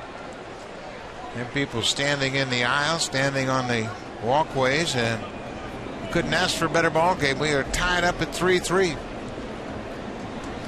Sixth inning. Adam Lind will lead things off for the Jays. He's 1 for 2 with a run scored so far.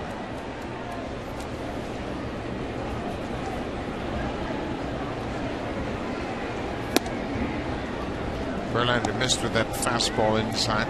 Watch Justin Verlander here after his team just tied the ball game up. This is where he historically really digs deep and becomes very tough.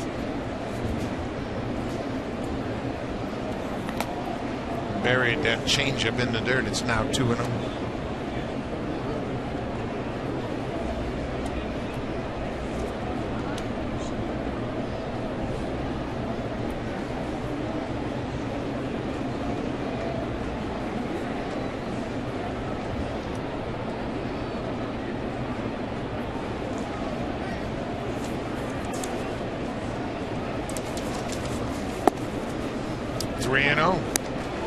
Well, you made a great point about Verlander. In years past, he would come out here and throw 3 straight strikes and say thank you very much, but now he's fallen behind, trying to be a little bit too conservative.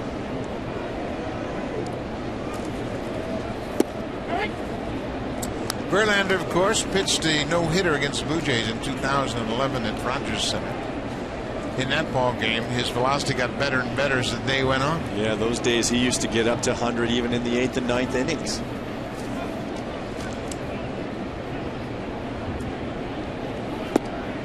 Leadoff walk to Lind. Third walk issued by Verlander this afternoon.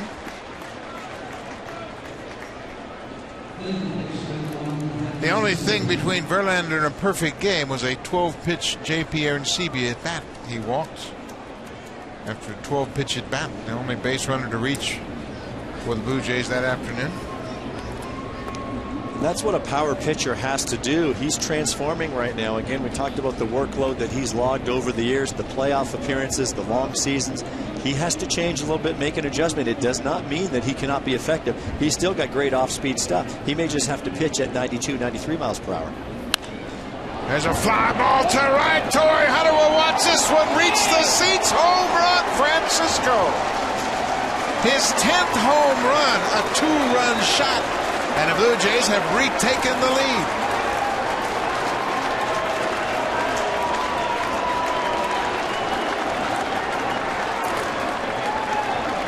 There are no rest stops in this Blue Jay lineup.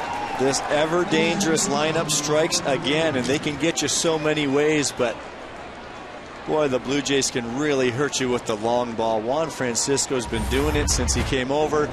He gets his first pitch changeup by Verlander, and he knew it. So did Juan right when he hit it. Left it over the plate a little bit. Francisco, see that ball ride that front side. He's actually out front of that pitch a little bit because of the changeup, but stays through the ball. And when a hitter stays through the ball, it allows him to elongate that swing, keep the bat in the zone. 19 extra base hits now for Francisco. What a pickup he has been.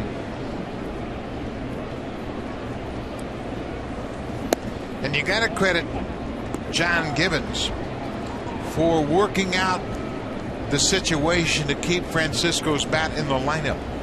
And you got to tip your cap to this guy, Brett Lawrie. This guy's playing all over the field and making it all work. These moves are much easier accepted when the team's winning. When you win, and you know, as soon as Juan Francisco came over here and starting to hit his home runs, John Gibbons felt you have to have that bat in the lineup. It's nice to have that thunder in the lineup. Brett Lawrie slides over to second base, and it has been a winning formula. And again, the balance in this lineup is remarkable.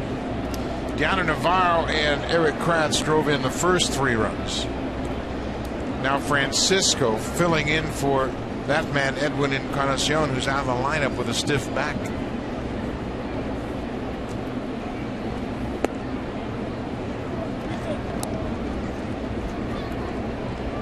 Talk about Deano Navarro and Kratz driving in the runs earlier in this game. That's another thing that's worked really well is the three catchers. Deano Navarro does not have to catch every day. You can still slide his bat into the lineup as a designated hitter. Brett Lawrie stays alive, gets a piece of that changeup. Navarro had not caught every day in a few years, so Kratz gets in there. John Gibbons does not really want to get into a situation where certain catchers are catching particular pitchers, but clearly Navarro's working great with Burley. And Tolley is always going to catch Dickey, but it's really worked well. There's a high drive to left. This ball is gone. Lawrie back to back.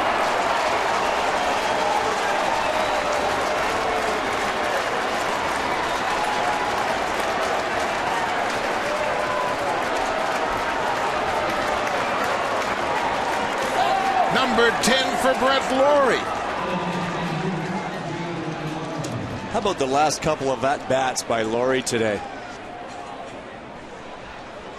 Just continuing to make Verlander work against him. This time he leaves his fastball up in the zone, and that's where Verlander's been making his mistakes. And do not leave a fastball up in the zone to these Blue Jays hitters. The Blue Jays now have 4 hitters with 10 or more home runs. Balance in the order. 86 home runs now. And they have absolutely mashed the baseball. And you don't do that with just a couple of guys hitting them. They are getting it through the lineup. When you sit down to go over a team and prepare for a series, most clubs have 2, maybe 3 guys say, okay, we can't let these guys beat us in this series. The Blue Jays have 7.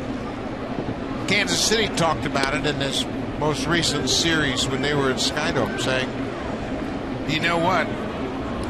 There's just no place where you can pitch around the batter to get the next guy, because the next guy will get you. You can't pitch around everybody.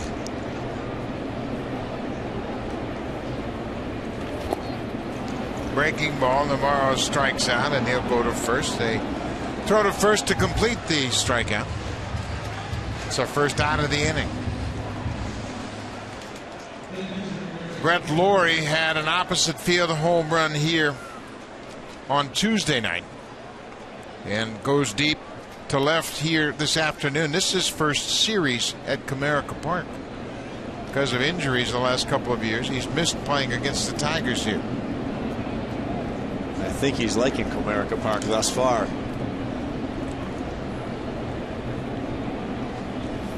Eric Kratz had a 2-run single in the 4th, part of that 3-run rally that gave the Blue Jays the lead. It goes to show you, we talk about Justin Verlander having to adjust to the way he pitches. You still have to hit your spots. You have to locate the baseball. Blue Jays with this innings back-to-back home runs from Francisco and Lawrie. It's the 5th time they've hit back-to-back home runs this season.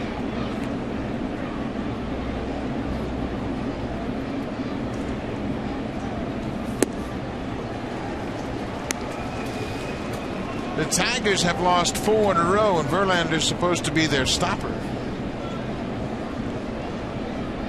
Been a rough stretch for the Tigers. You know, when you're running Verlander, Scherzer, and Anibal Sanchez out there 3 of your 5 days, Rick Porcello's been so good, you feel like you're in very good hands, but they've all had their struggles. You can see Verlander there snapping his fingers, just not getting that release point right there. It's a breaking ball that backs up on him. Do not get that release point out front and really pull down and get that spin. That ball's supposed to be down and away, but the arm trails and he leaves it up and in. Max Scherzer talking with the backup catcher, Brian Holiday. Scherzer won the Cy Young last year. He and Miguel Cabrera were the Cy Young and MVPs of the American League.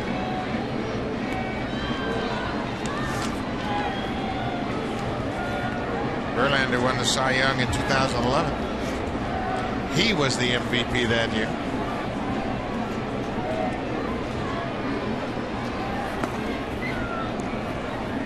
see. Really pulled that changeup right there. Just came right across that ball. When you're fighting your delivery, fighting your release point, you're not going to be accurate with your pitches. He's all over the strike zone right now, in and out.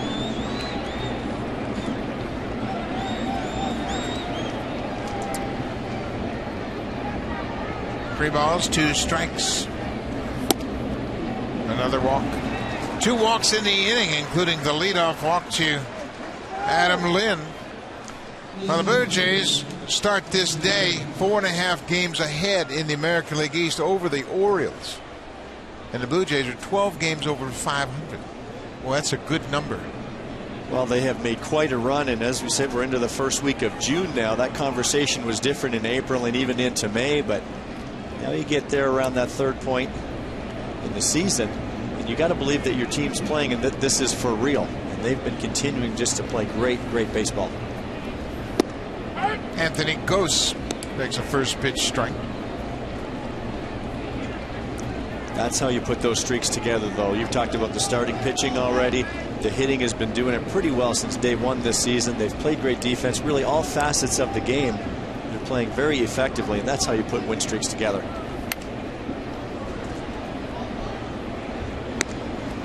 And 2, this Blue Jay team seems to have the killer instinct to come back, not be satisfied with 2 of 3. Evan Reed loosening up for the Tigers.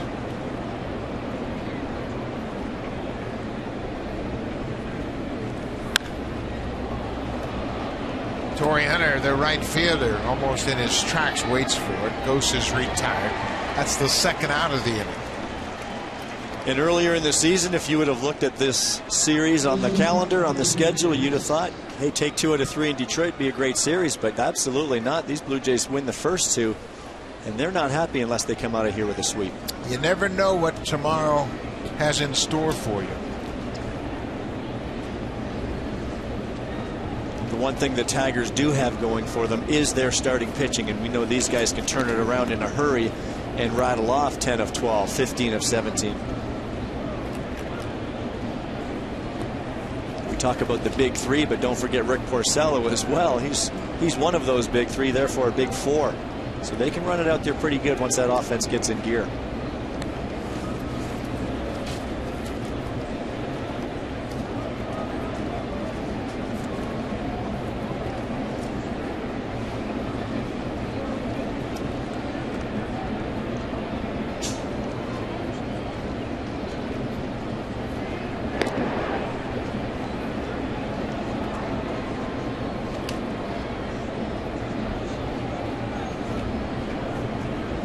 What happens too. You look at Justin Verlander. Look at the attention he's paying right now to Eric Kratz at first base.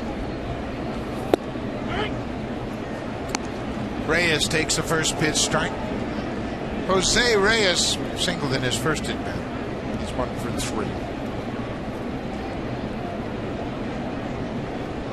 As a pitcher, you don't want to lose focus on the hitter right here. Eric Kratz is not going to steal second base on you. Verlander should be focusing on Reyes.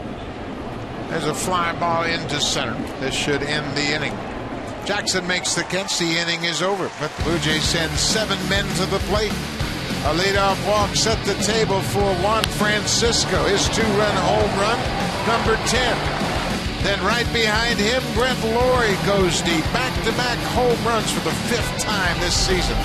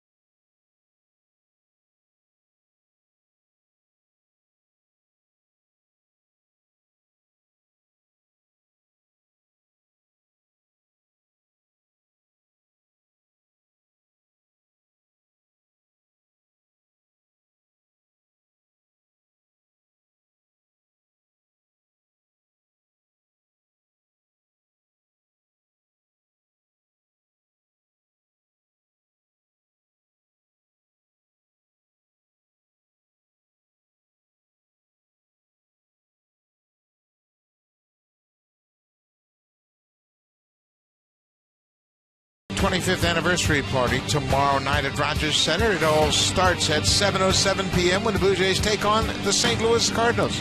Come celebrate 25 years of Rogers Center memories. Special appearances by Jimmy Key and Ernie Witt.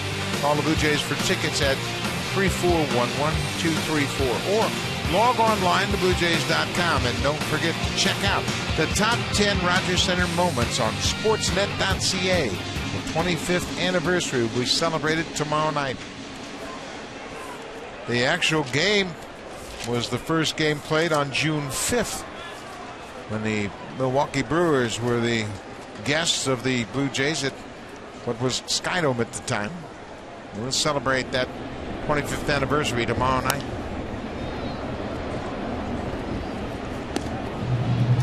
Miguel Cabrera 0 for 2 this afternoon, and boy, throughout this series the Blue Jays have done a terrific job of facing Cabrera with nobody on. This is another one of those situations for Jay Happ after his team just scored 3 runs. A shutdown inning is so important because you've got a team already beat down in the Detroit Tigers. To take the lead like they have now and to be up 3, you want to put them away right here. There's a drive to center field right at Anthony Gose. 1 down.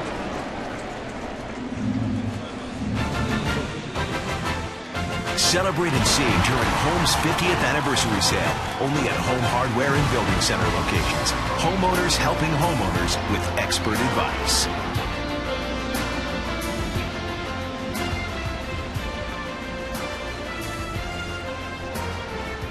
Great shot of Comerica Park here in Detroit, and it is a packed house. It is Max Scherzer bobblehead day. The fans have turned out. Boy, what a good idea to have it on a Thursday afternoon. That'll get people out of work and out of school. I think it worked. Yeah, it sure did. They did a good job throughout this series. 32,000 last night, 33,000 on Tuesday night. The only thing that kept the crowd down last night was the threat of rain.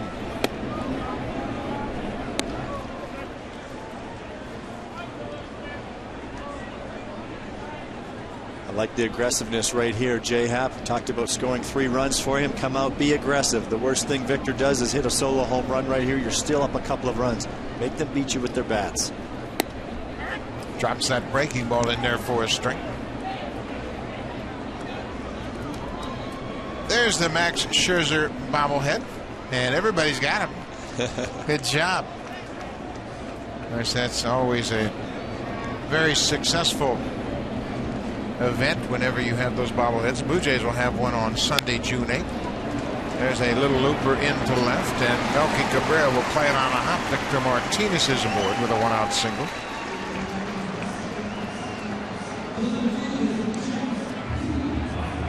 With a 3-run lead, Melky Cabrera was deep in left.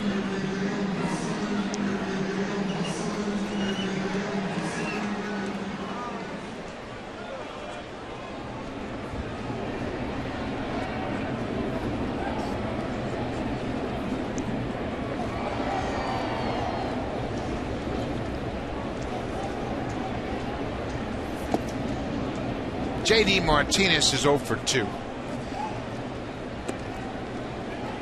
The hits are even at 7 apiece, but the Blue Jays have pounded out 2 more home runs this afternoon.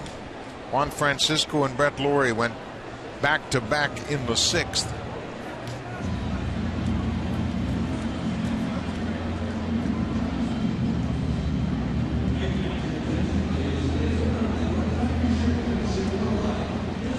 Walker paying a visit to Jay Happ right here. I'm sure he's just going to remind him to continue to be aggressive right here. Getting in the bottom half of the order. There's no reason to nibble and nitpick around the strike zone. Go get him. Go right after him.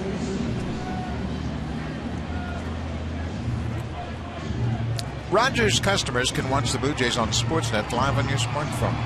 Visit RogersAnyplaceTV.com/sports to get started.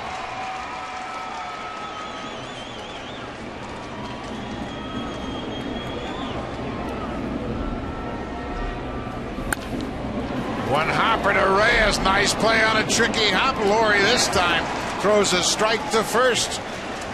A double play ends the sixth.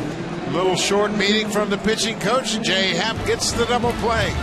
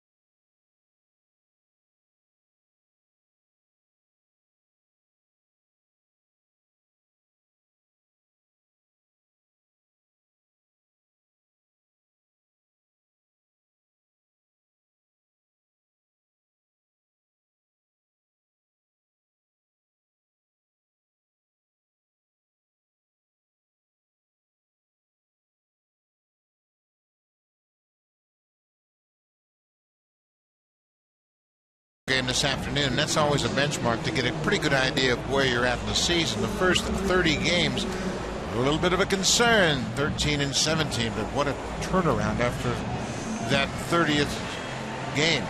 Well, and I think all of Major League Baseball was waiting for somebody in this American League East Division to take off, but you never heard the Blue Jays name. It was always one of the Yankees, one of the Red Sox, one of the Orioles going to take off and pull away. Everybody was kind of stagnant, fighting to be 500. The Toronto Blue Jays are the team that did it. You take a look at the history of the Blue Jays after the first 60 games. 1987, they won 39 games, and 2014, see the 36 wins. 85 season was the best year ever for the Blue Jays. They won 99 games in 85. They won 38 games in their first 60, so the Blue Jays are right on pace with some of the best teams in Blue Jays history. Melky Cabrera has gone 0 for 3. Joe, this is the interesting thing. We've talked about the balance of this lineup. You can shut down Melky Cabrera, and you can shut down Jose Reyes, and you can shut down Jose Bautista. But somebody in this lineup is going to do some damage, and today it has been Francisco and Laurie with back-to-back home runs. You just cannot make mistakes to any hitters in this lineup. There's a little pop down the left side. That's going to drop and go into the seats. Even if Francisco, it wasn't a bad changeup by Justin Verlander, but when it stays up enough, Francisco's able to stay on that ball, and with the thunder in his bat, he hit it a country mile into the seats in right field. Brett Laurie did the same thing. Good at bat, had a great at bat previously, drawing the walk from Verlander, but again, seeing pitches, and Verlander leaves a fastball up in the zone, and these hitters don't just hit singles and doubles, they leave the yard.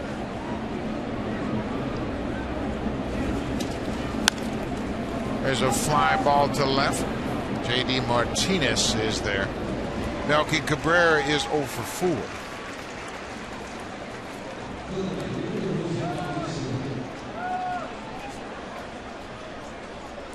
I still believe it's a result of a very good approach, a hitting philosophy that Kevin Seitzer continues to preach. But he's always said since the beginning, remember talking to him in spring training, he said home runs are a byproduct of a good approach and a good swing. And you're seeing guys like Brett Laurie really benefit from that. Jose Bautista singled in his first at bat this afternoon to extend his hit streak to 11 straight games.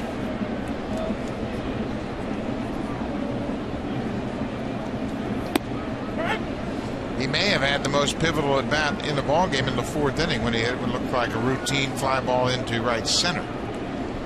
And it fell off the glove of Torrey Hunter. Hunter was charged with a 2-base error.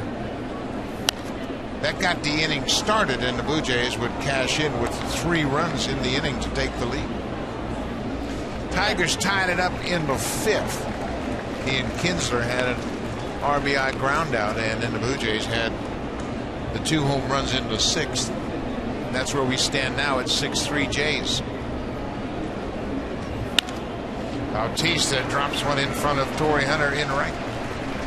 His second hit of the day. Just another example right there. We talk about the approach that Kevin Seitzer continues to preach, but the key part of that whole approach by Kevin Seitzer is hitters buy into it. And Jose Bautista is a classic example right here. Look at him not trying to do too much right here. That's a ball in the inner half. He's keeping the hands in, just trying to keep that bat on plane a long time, handling that ball and flipping it into right center field for a base hit. Bautista with 2 more hits.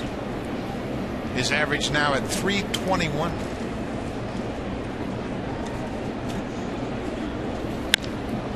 Lynn goes after the first pitch and hits it a mile high into center. Austin Jackson taking charge of this fly ball. Lind is retired. The drive of the game is brought to you by the 2014 Honda CR-V. Honda, proud to be the official vehicle of the Toronto Blue Jays. And Juan Francisco started it off. The back-to-back home runs. He hit this changeup from Verlander, who was out over the plate. Juan stayed on that ball just enough. And then Brett Lawrie followed that up, getting a fastball from Verlander. Again, a second good at-bat in a row, but getting a pitch up in the zone, and Brett Lawrie deposited that over the Tigers' bullpen. The Blue Jays have gone back-to-back 5 times this year, and that is the most in the majors. Pirates have 4 back-to-back home runs. Diamondbacks, Yankees, and Mariners, all with 3 each, but the Blue Jays, you talk home runs, and they lead the majors in just about every category you can break it down to. Well, they've got hitters with a lot of pop in their bat. That's what they have, but we talk about Kevin Seitzer, and when he talks about those home runs, you can't teach that kind of power to hit home runs like this team does. But what they do is they have a lot of hitters with that power, but it's the approach that they're taking to the plate that results in some balls leaving the yard. But clearly we're seeing all the other offensive statistics for the Blue Jays benefited. Batting average, on base percentage. Lawrie got a terrific jump, and if he pops up, he can go to third. Bautista, excuse me. Bautista with a stolen base, and if he just had that pop-up slide, he just could have continued over to third base. Bautista's second stolen base. Jose Bautista will cheat a little bit. We saw him do that in spring training a couple times. He took off before Justin Verlander even lifted his leg. No chance for Avila. And now that forces the Tigers back into a conventional defense against Francisco.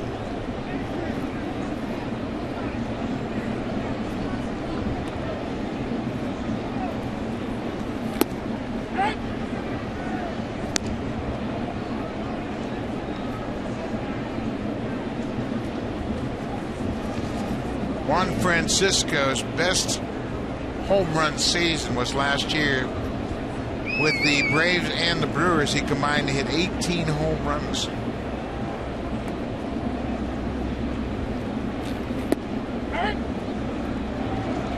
Strike 2 with the curveball.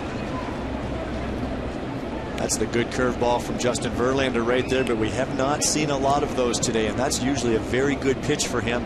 When he combined that with the high 90s fastball, it was a definitely 1-2 punch, but we're just not seeing that breaking ball from Verlander as much. This is a little looper into center, and Jackson will get there. The inning is over. Blue Jays leave a base runner. We'll go to the bottom of the 7th. Jays have a 6-3 lead, trying to sweep the Tigers in Detroit.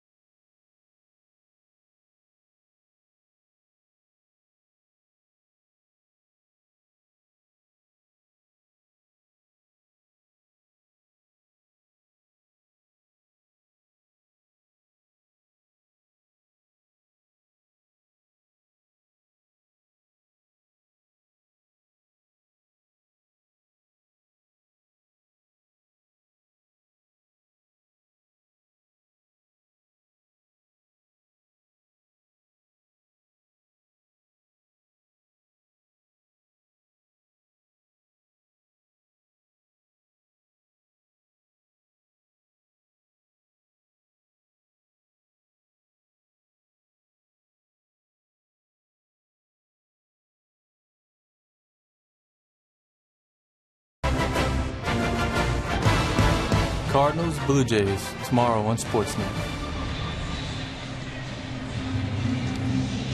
First of 3 between the Blue Jays and the Cardinals. It'll be Lance Lynn for St. Louis against Marcus Stroman for the Blue Jays. It'll be a great atmosphere at Rogers Center. It's the 25th anniversary celebration of Rogers Center. Jimmy Key will throw out the first pitch to Ernie Witt. Cito Gaston is going to be involved in the pregame celebration. Blue Jays trying to sweep the 3-game series here in Detroit. They have a 6-3 lead. Jay Happ has held the Tigers to 3 runs on 7 hits.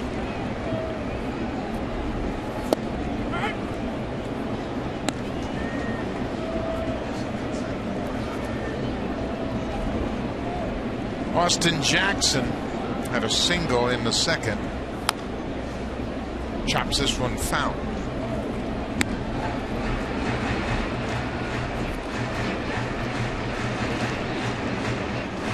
John Gibbons has done what he normally does in this situation. He brought in Steve Tallison to play second. Brett Lawrie goes from second to third. Juan Francisco's out of the game. He did his thing today. Francisco with a 2-run home run in the 6th. That broke a 3-3 tie. So he can kick back and enjoy the rest of the game with his buddy Edwin Encarnacion. John Gibbons has done a terrific job of managing this team. And you can say, yeah, well, you know what, players are playing and all that. But he has put players in positions to succeed. He sure has in this platoon situation all over the field. You talk about Francisco, Lawrie doing a great job bouncing back and forth, inserting Tolleson against left-handed pitchers or defensively late in the game. It's worked behind the plate with the 3 catchers. Eric Kratz doing a nice job again today with Jay Happ. And it's worked in the outfield with Anthony Ghost and Kevin Pillar. They've all been put in positions to succeed. And that's how you formulate winning baseball. You know, even with Kevin Pillar picking up Melky Cabrera defensively in left field late in the games. And, you know, Melky's a veteran and he's a very good defender in his own right. But Pillar has been a center fielder throughout most of his career, and you get the advantage of his defense in left. Austin Jackson will take a leadoff walk here in the 7th.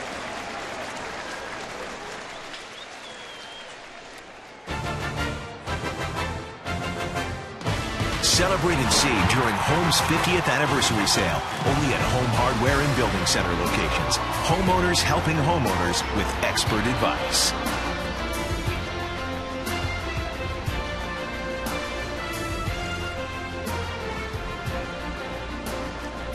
That looks good right about now. Nice 7th inning stretch. Oh boy. Alex Vila, the catcher, is 1 for 2. Blue Jays have turned 2 double plays so far this afternoon. They had a chance for a 3rd, but Brett Lawrie threw high to first base in the 4th.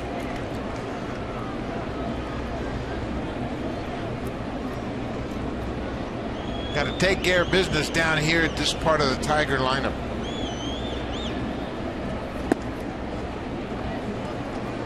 You've been fortunate to keep Hunter, Cabrera, and Victor Martinez in check so far. 3 of those good hitters have gotten just 1 hit today. Jeff Jones and Verlander talking over the outing so far. His day might be done.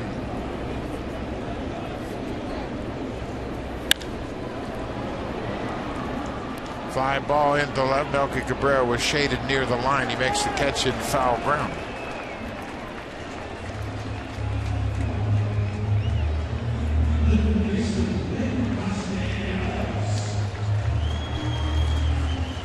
So John Gibbons has made the call to the bullpen.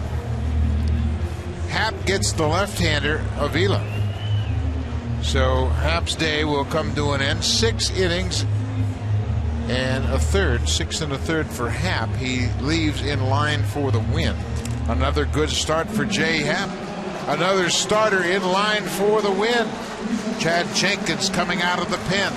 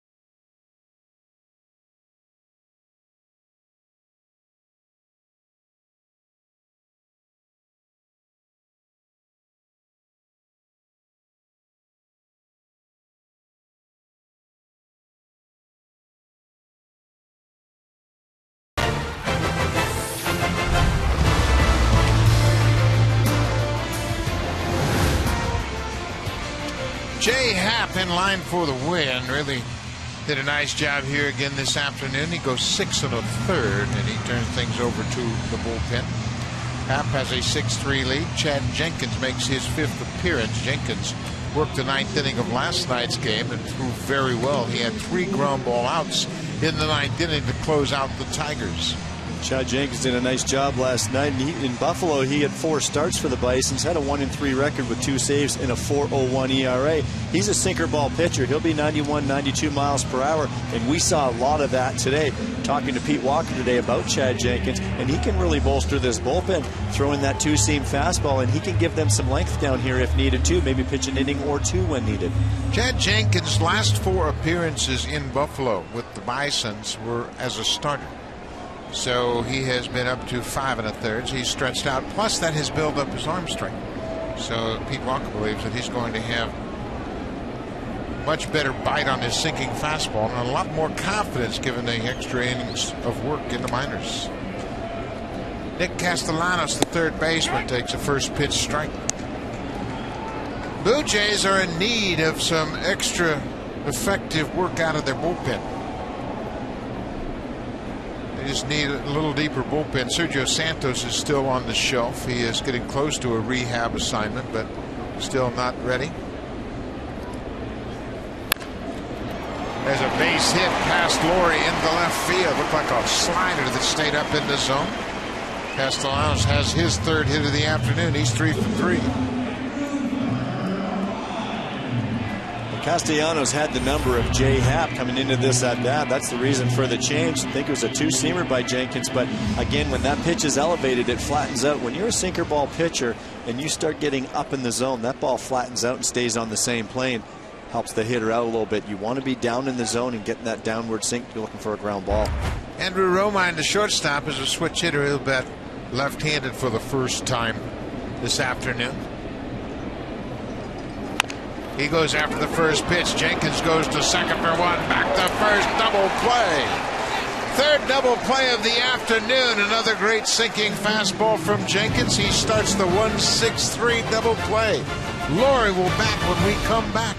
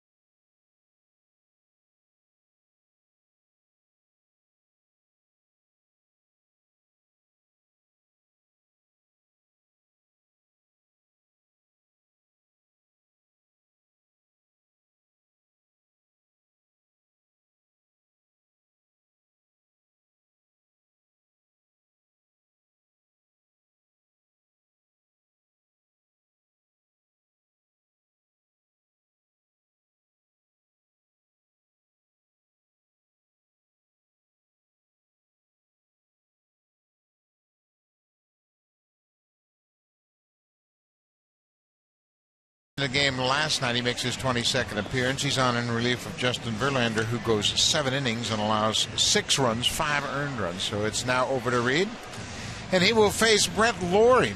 Laurie homered in his last at-bat, part of back-to-back home runs Blue Jays hit in the 5th.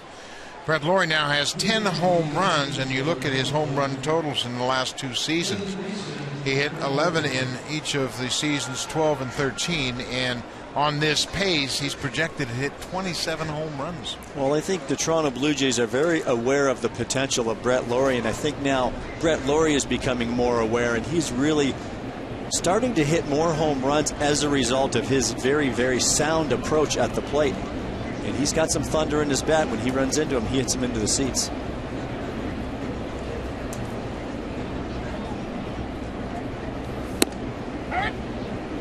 Laurie has done a much better job of laying off borderline pitches. He used to chase those breaking balls down and away well out of the strike zone, and it's no longer the case.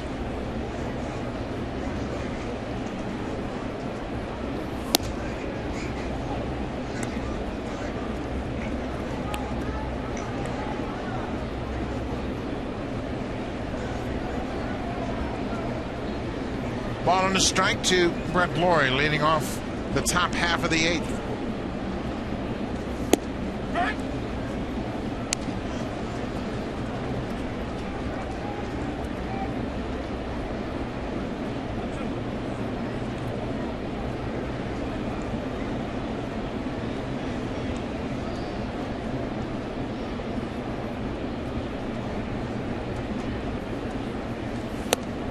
Laurie chased that high fastball. That's the first out of the 8th. Justin Verlander started this afternoon. He goes 7 innings, gives up 8 hits, 6 runs, 5 earned runs. He walked 4 and struck out 4. He threw 107 pitches, and over his last 7 starts, Verlander's ERA is 5.67, and his WHIP is over 1.5. See those numbers continuing to rise. It's just a different Justin Verlander that we're seeing right now. Just not seeing the sharpness in that breaking ball. Clearly not seeing the velocity that we've seen from Justin Verlander in the past. He got it up to 96 on occasion today, but mostly pitched in that 92, 93 mile per hour range. Gianna Navarro has been the DH this afternoon. Navarro walked in his first at bat, then RBI single in the 4th, and struck out in the 6th.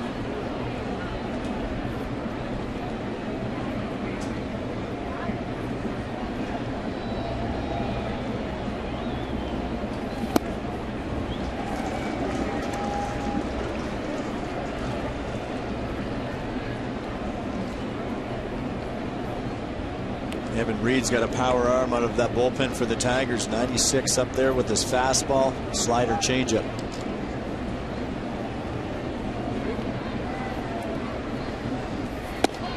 Reed was tagged for 3 earned runs on 4 hits in just a third of an inning in last night's game. He started the 8th inning and got the first batter, struck out Anthony Gose, and then yielded 5 straight base runners, 4 hits and a walk.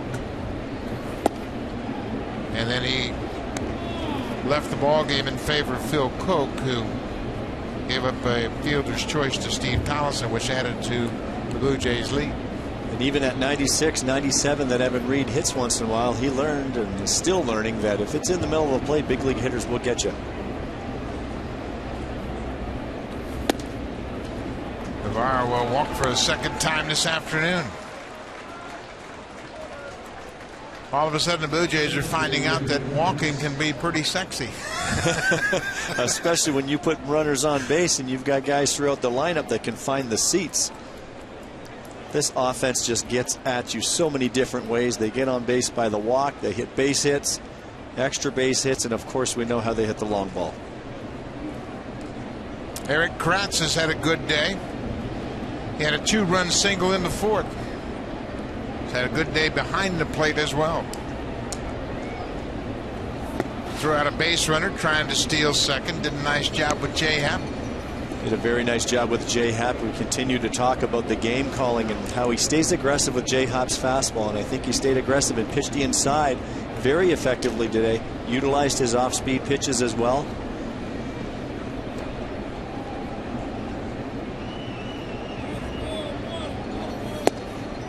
You know, it's another aspect of the job that John Gibbons is doing, how to utilize 3 catchers effectively in the American League. Yeah, exactly. You don't see that too often, but in this case, and especially, I think it starts with the fact that Diana Navarro, John Gibbons knew at the beginning of the season that he did not want to overwork him. And how perfect a situation if you get Josh Tolley catching the knuckleballer, you insert Eric Kratz in there once in a while because he's also got a power right-handed bat on the bench. And each of the catchers have had an impact on the respective starters. Kratz did a good job with Jay Happ. Gianna Navarro has really clicked with Mark Burley. Tolley, of course, with the knuckleballer R.A. Dickey.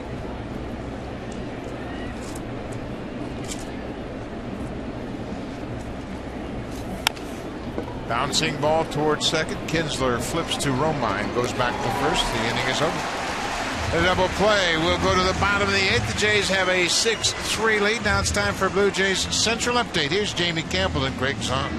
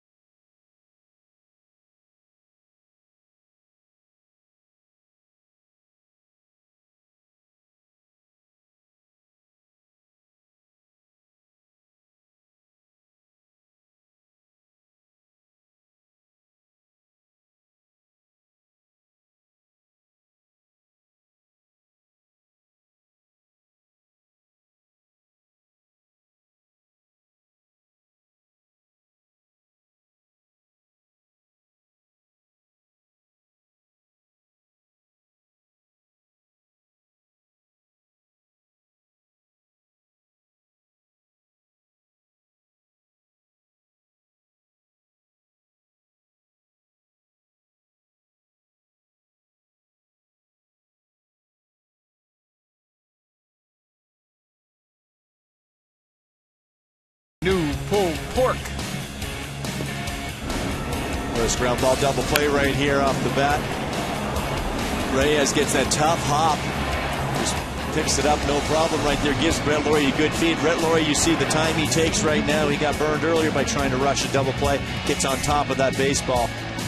Makes a good throw to Adam Lind. Blue Jays have turned 3 double plays here this afternoon. The defense once again on its toes. Tigers have turned 3 double plays, but the Blue Jays have a 6-3 lead as we hit the bottom of the 8th. Chad Jenkins came out of the bullpen with 1 out, gave up a single, and then got the Andrew Romine double play to end the inning.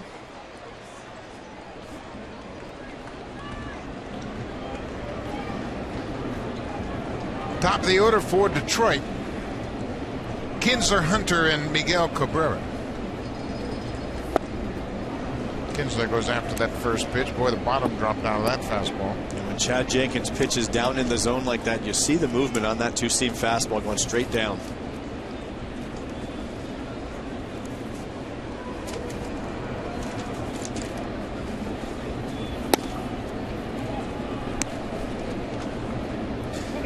I think the AAA players especially recognize there are some opportunities available for them here in the big leagues.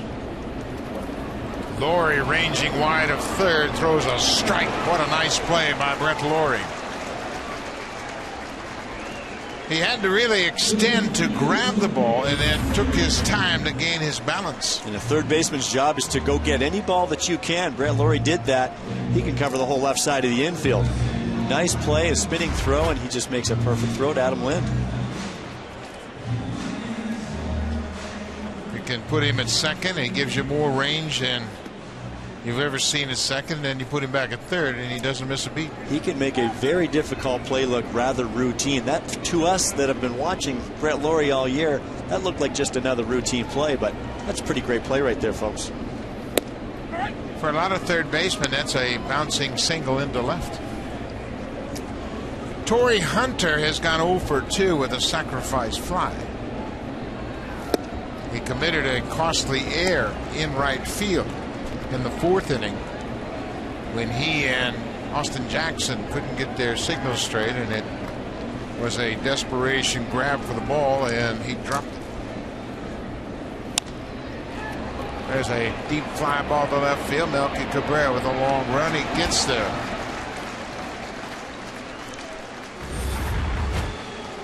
Brett Lawrie fully extended, going to get this ball. He knows if he can get there, he will. Fully extended.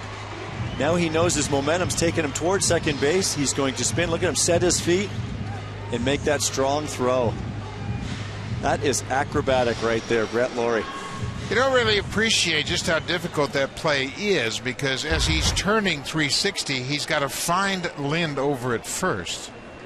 First he finds him with his eyes, and then he has to gauge how much to lead Lind and make sure that ball is on the money as it was. He makes it look easy. Again, Miguel Cabrera batting with 2 outs and nobody on. That's sweet music to the ears of John Gibbons. Bouncing ball. Lawrie gets a nice hop, takes his time. Chad Jenkins is throwing that bowling ball up there right now. Hard to get it airborne. Good inning for Jenkins. We'll go to the 9th. The Blue Jays 6-3 lead.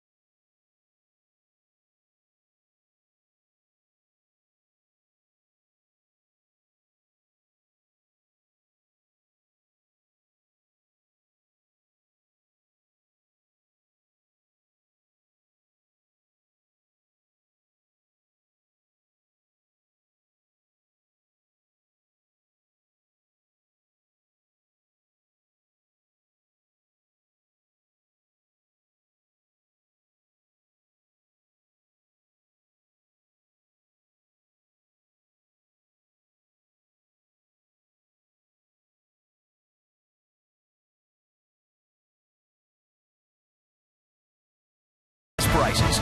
Visit canon.ca/bestinglass.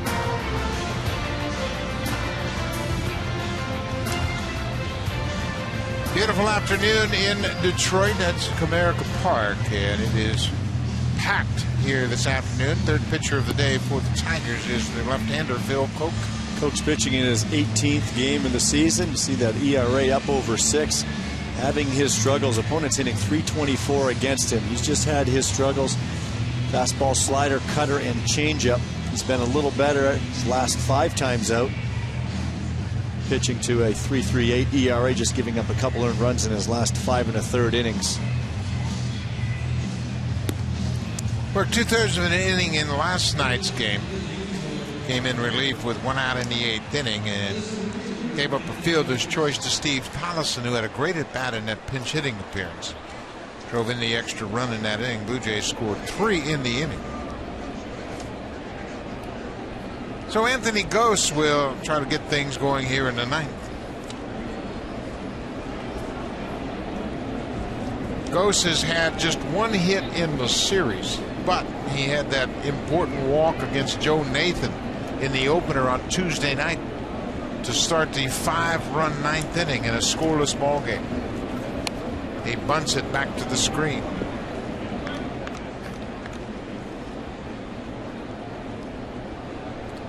When you think about it, that leadoff walk and then the subsequent stolen base, Anthony Gose keyed that win on Tuesday night. And you can win the game with your legs, and Anthony Gose, you get his speed on the bases and a lot can happen. And that was a great at bat. Taking ball 4 just out of the zone, get on base in a key game. That speed is valuable. Breaking ball up and in.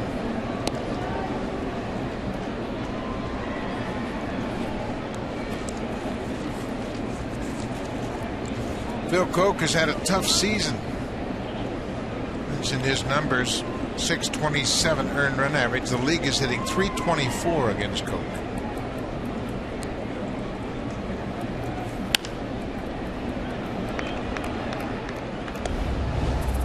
The Pitch Tracker is brought to you by Acer, official partner of the Toronto Blue Jays.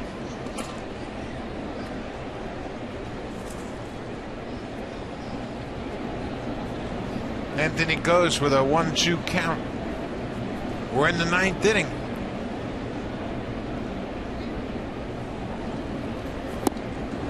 Cut on and miss. Ghost strikes out.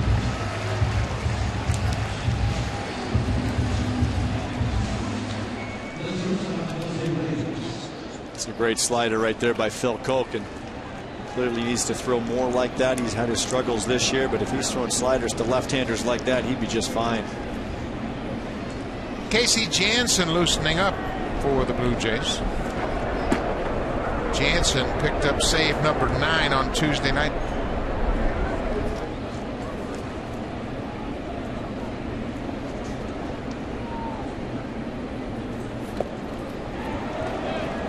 Reyes fooled badly on that first pitch.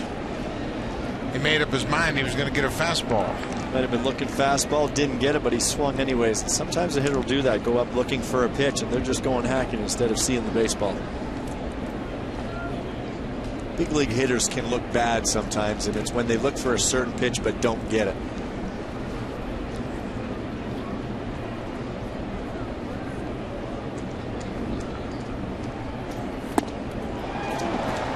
Another good slider.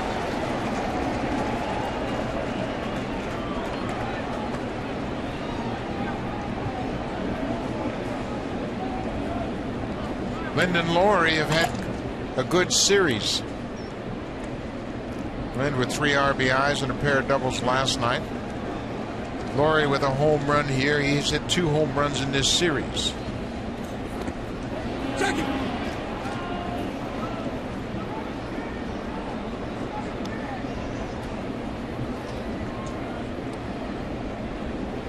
Oh, 2 to Reyes. Melky Cabrera is hitless on the afternoon.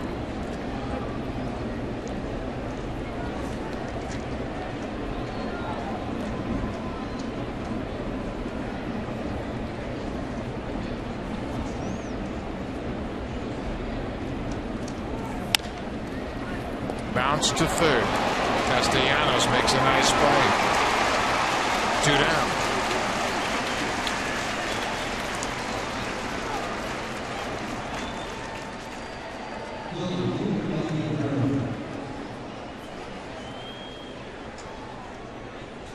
Melky Cabrera will bat right-handed for the first time today. He's flied out twice and grounded out twice.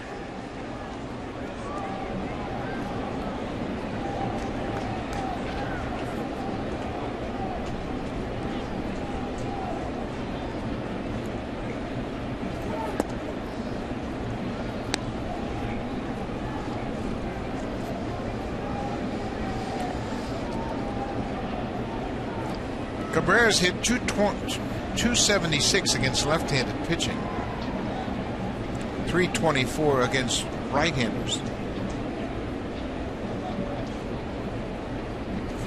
You just have to believe it's the larger percentage of right-handed pitching that has allowed him to get the more consistent swing from the left side. You see more righties than you do lefties. A lot more at-bats batting left-handed against right-handed pitchers. And that's over the course of a long time, too. The more at-bats you get one way, you're bound to develop into a better hitter that way. There's a drive down the left field line and deep and gone. Melky Cabrera gets into the hit column. His 10th home run of the season. 3 Blue Jays hitting their 10th home run here this afternoon.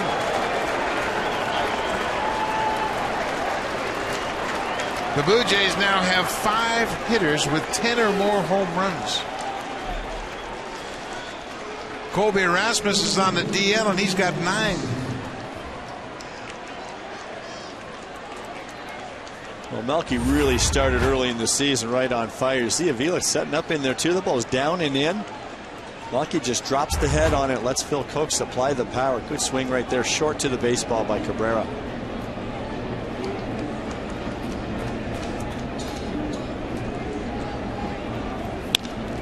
Jose Bautista hits it into center field. Jackson is there. The inning is over.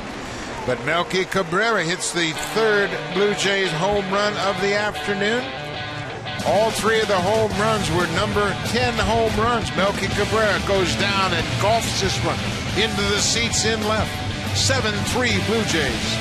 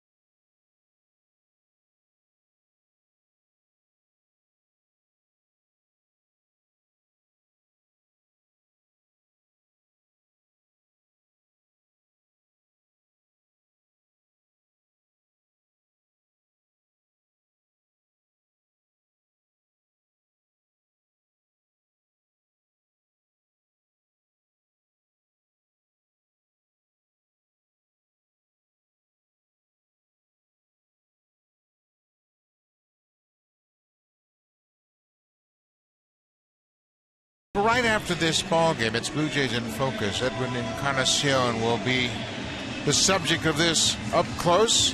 The humble beginnings of Edwin Encarnacion in the Dominican Republic. Stephen Brunt went down to the Dominican and had a chat with Edwin Encarnacion, a lot of his friends and family, and that will be an interesting take on Edwin and his start as a baseball player. It's coming up right after this ball game, so make sure you tune in and check it out. We are in the bottom of the ninth. The Blue Jays are 3 outs away from sweeping this 3-game series against the Tigers. Kevin Pillar takes over defensively in left field.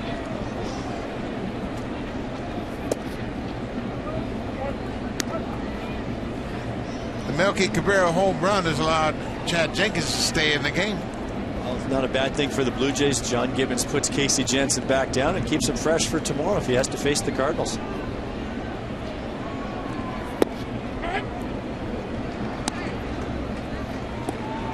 Those are the little things that continue to happen for the Blue Jays here that can benefit them. To get Casey Janssen another day right here, and anytime John Gibbons can give Casey Janssen an extra day right now, coming back from that early season injury, huge benefit to him. It's a high pop-up. Pillar with a long run. He's going to get there, and he makes the catch in fair territory. Victor Martinez is retired.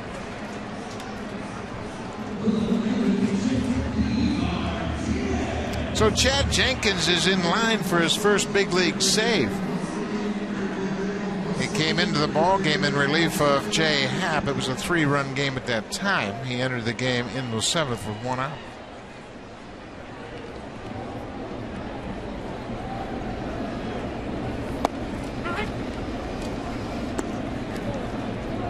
J.D. Martinez, the left fielder, he's 0 for 3 so far.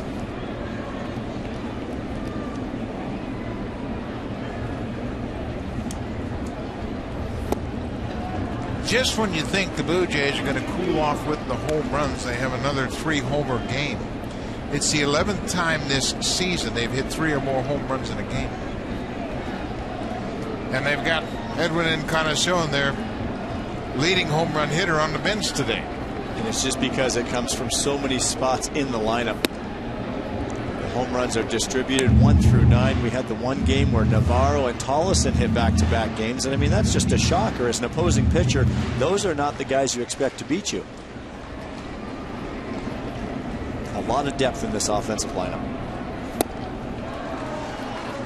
Good breaking ball, and Martinez strikes out. 2 down. Chad Jenkins has a nice sinker slider combination. When he keeps the ball down in the zone, that's a nice tight slider right there. See Eric Kratz with that target down low. Good late break though. Real good pitch, and that combined with that two-seam fastball around 90 miles per hour. There was a lot more depth to that slider than we have seen in the past with Chad Jenkins. 2 down. Austin Jackson, the center fielder. A lot of people think a curveball goes straight down and the slider goes sideways, but that's not true. You want to have a little bit of depth with that slider as well. Never want a pitch to stay on the same plane.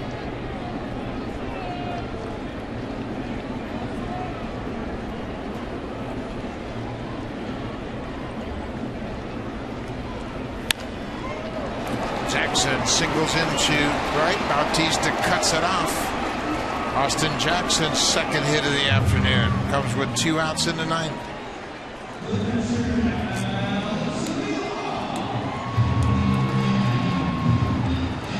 Jackson has been on base 3 times. He walked in the 7th. He is 2 for 3 for the afternoon.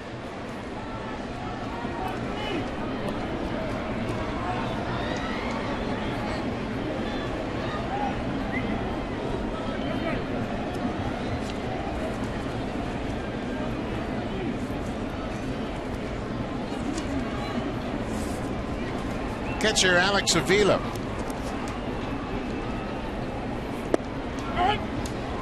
Boy, Chad Jenkins just looks like he has so much more confidence. He's letting it go, and again, nice job by Eric Kratz receiving that pitch. When you get a sinker ball pitcher like Jenkins, he's going to be down in the zone, but you see where that pitch was. But Eric Kratz does a nice job receiving that ball and giving a good look to home plate umpire David Rackley to get the call.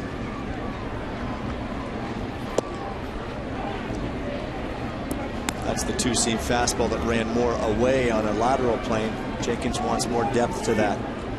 And in this situation, up 7-3 in the 9th inning, you can throw that fastball right now that Jenkins has right in the middle of the plate and just let the movement take care of it.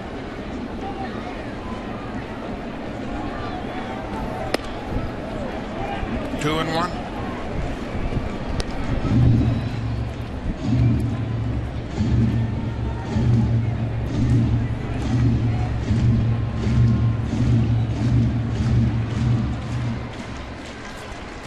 The Tigers on the verge of extending the losing streak to 5 straight.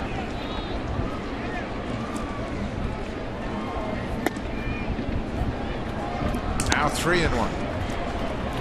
You wouldn't think the Tigers, with their very good starting rotation, would go through stretches like that.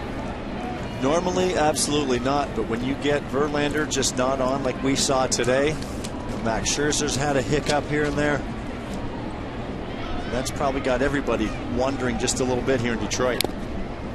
Fouled off the catcher, and it's now a full count, 2 outs. Better pitch there by Jenkins. A big guy, but you can get on top of the baseball with that two-seamer. You've got a lot of downward tilt. Pitch downhill, that's when he gets that two-seam action going down. It's when that arm does not get on top of the baseball and you start pushing it that it stays up in the zone. He wants to work downhill.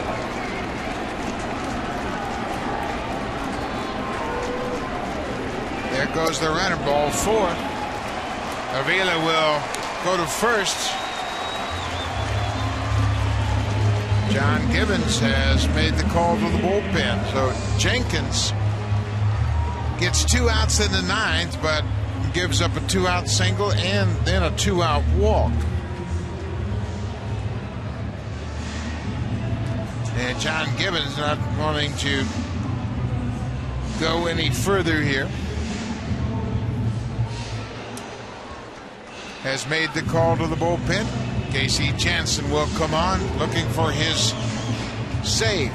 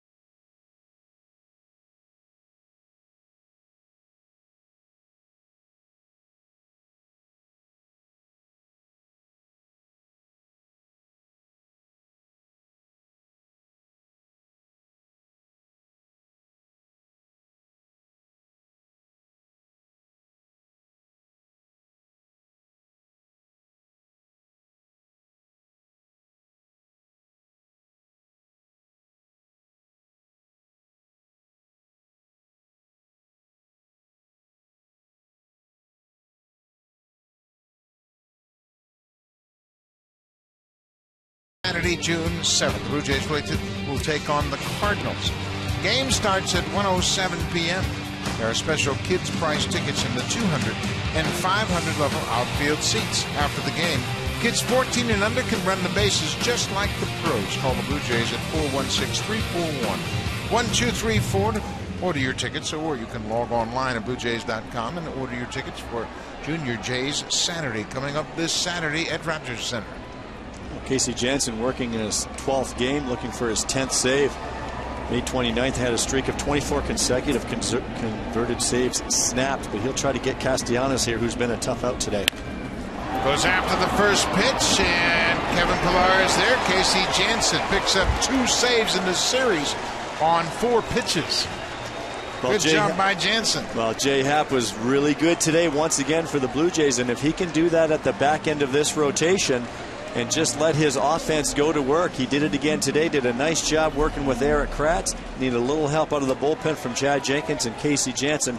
1 pitch, but this lineup just keeps coming at you. And right now, the offense of the Blue Jays is the talk of Major League Baseball. The Blue Jays sweep the Tigers. They improved their record to 37-24, move 13 games over 500. Stay tuned. Blue Jays in Focus featuring Edwin Encarnacion coming up.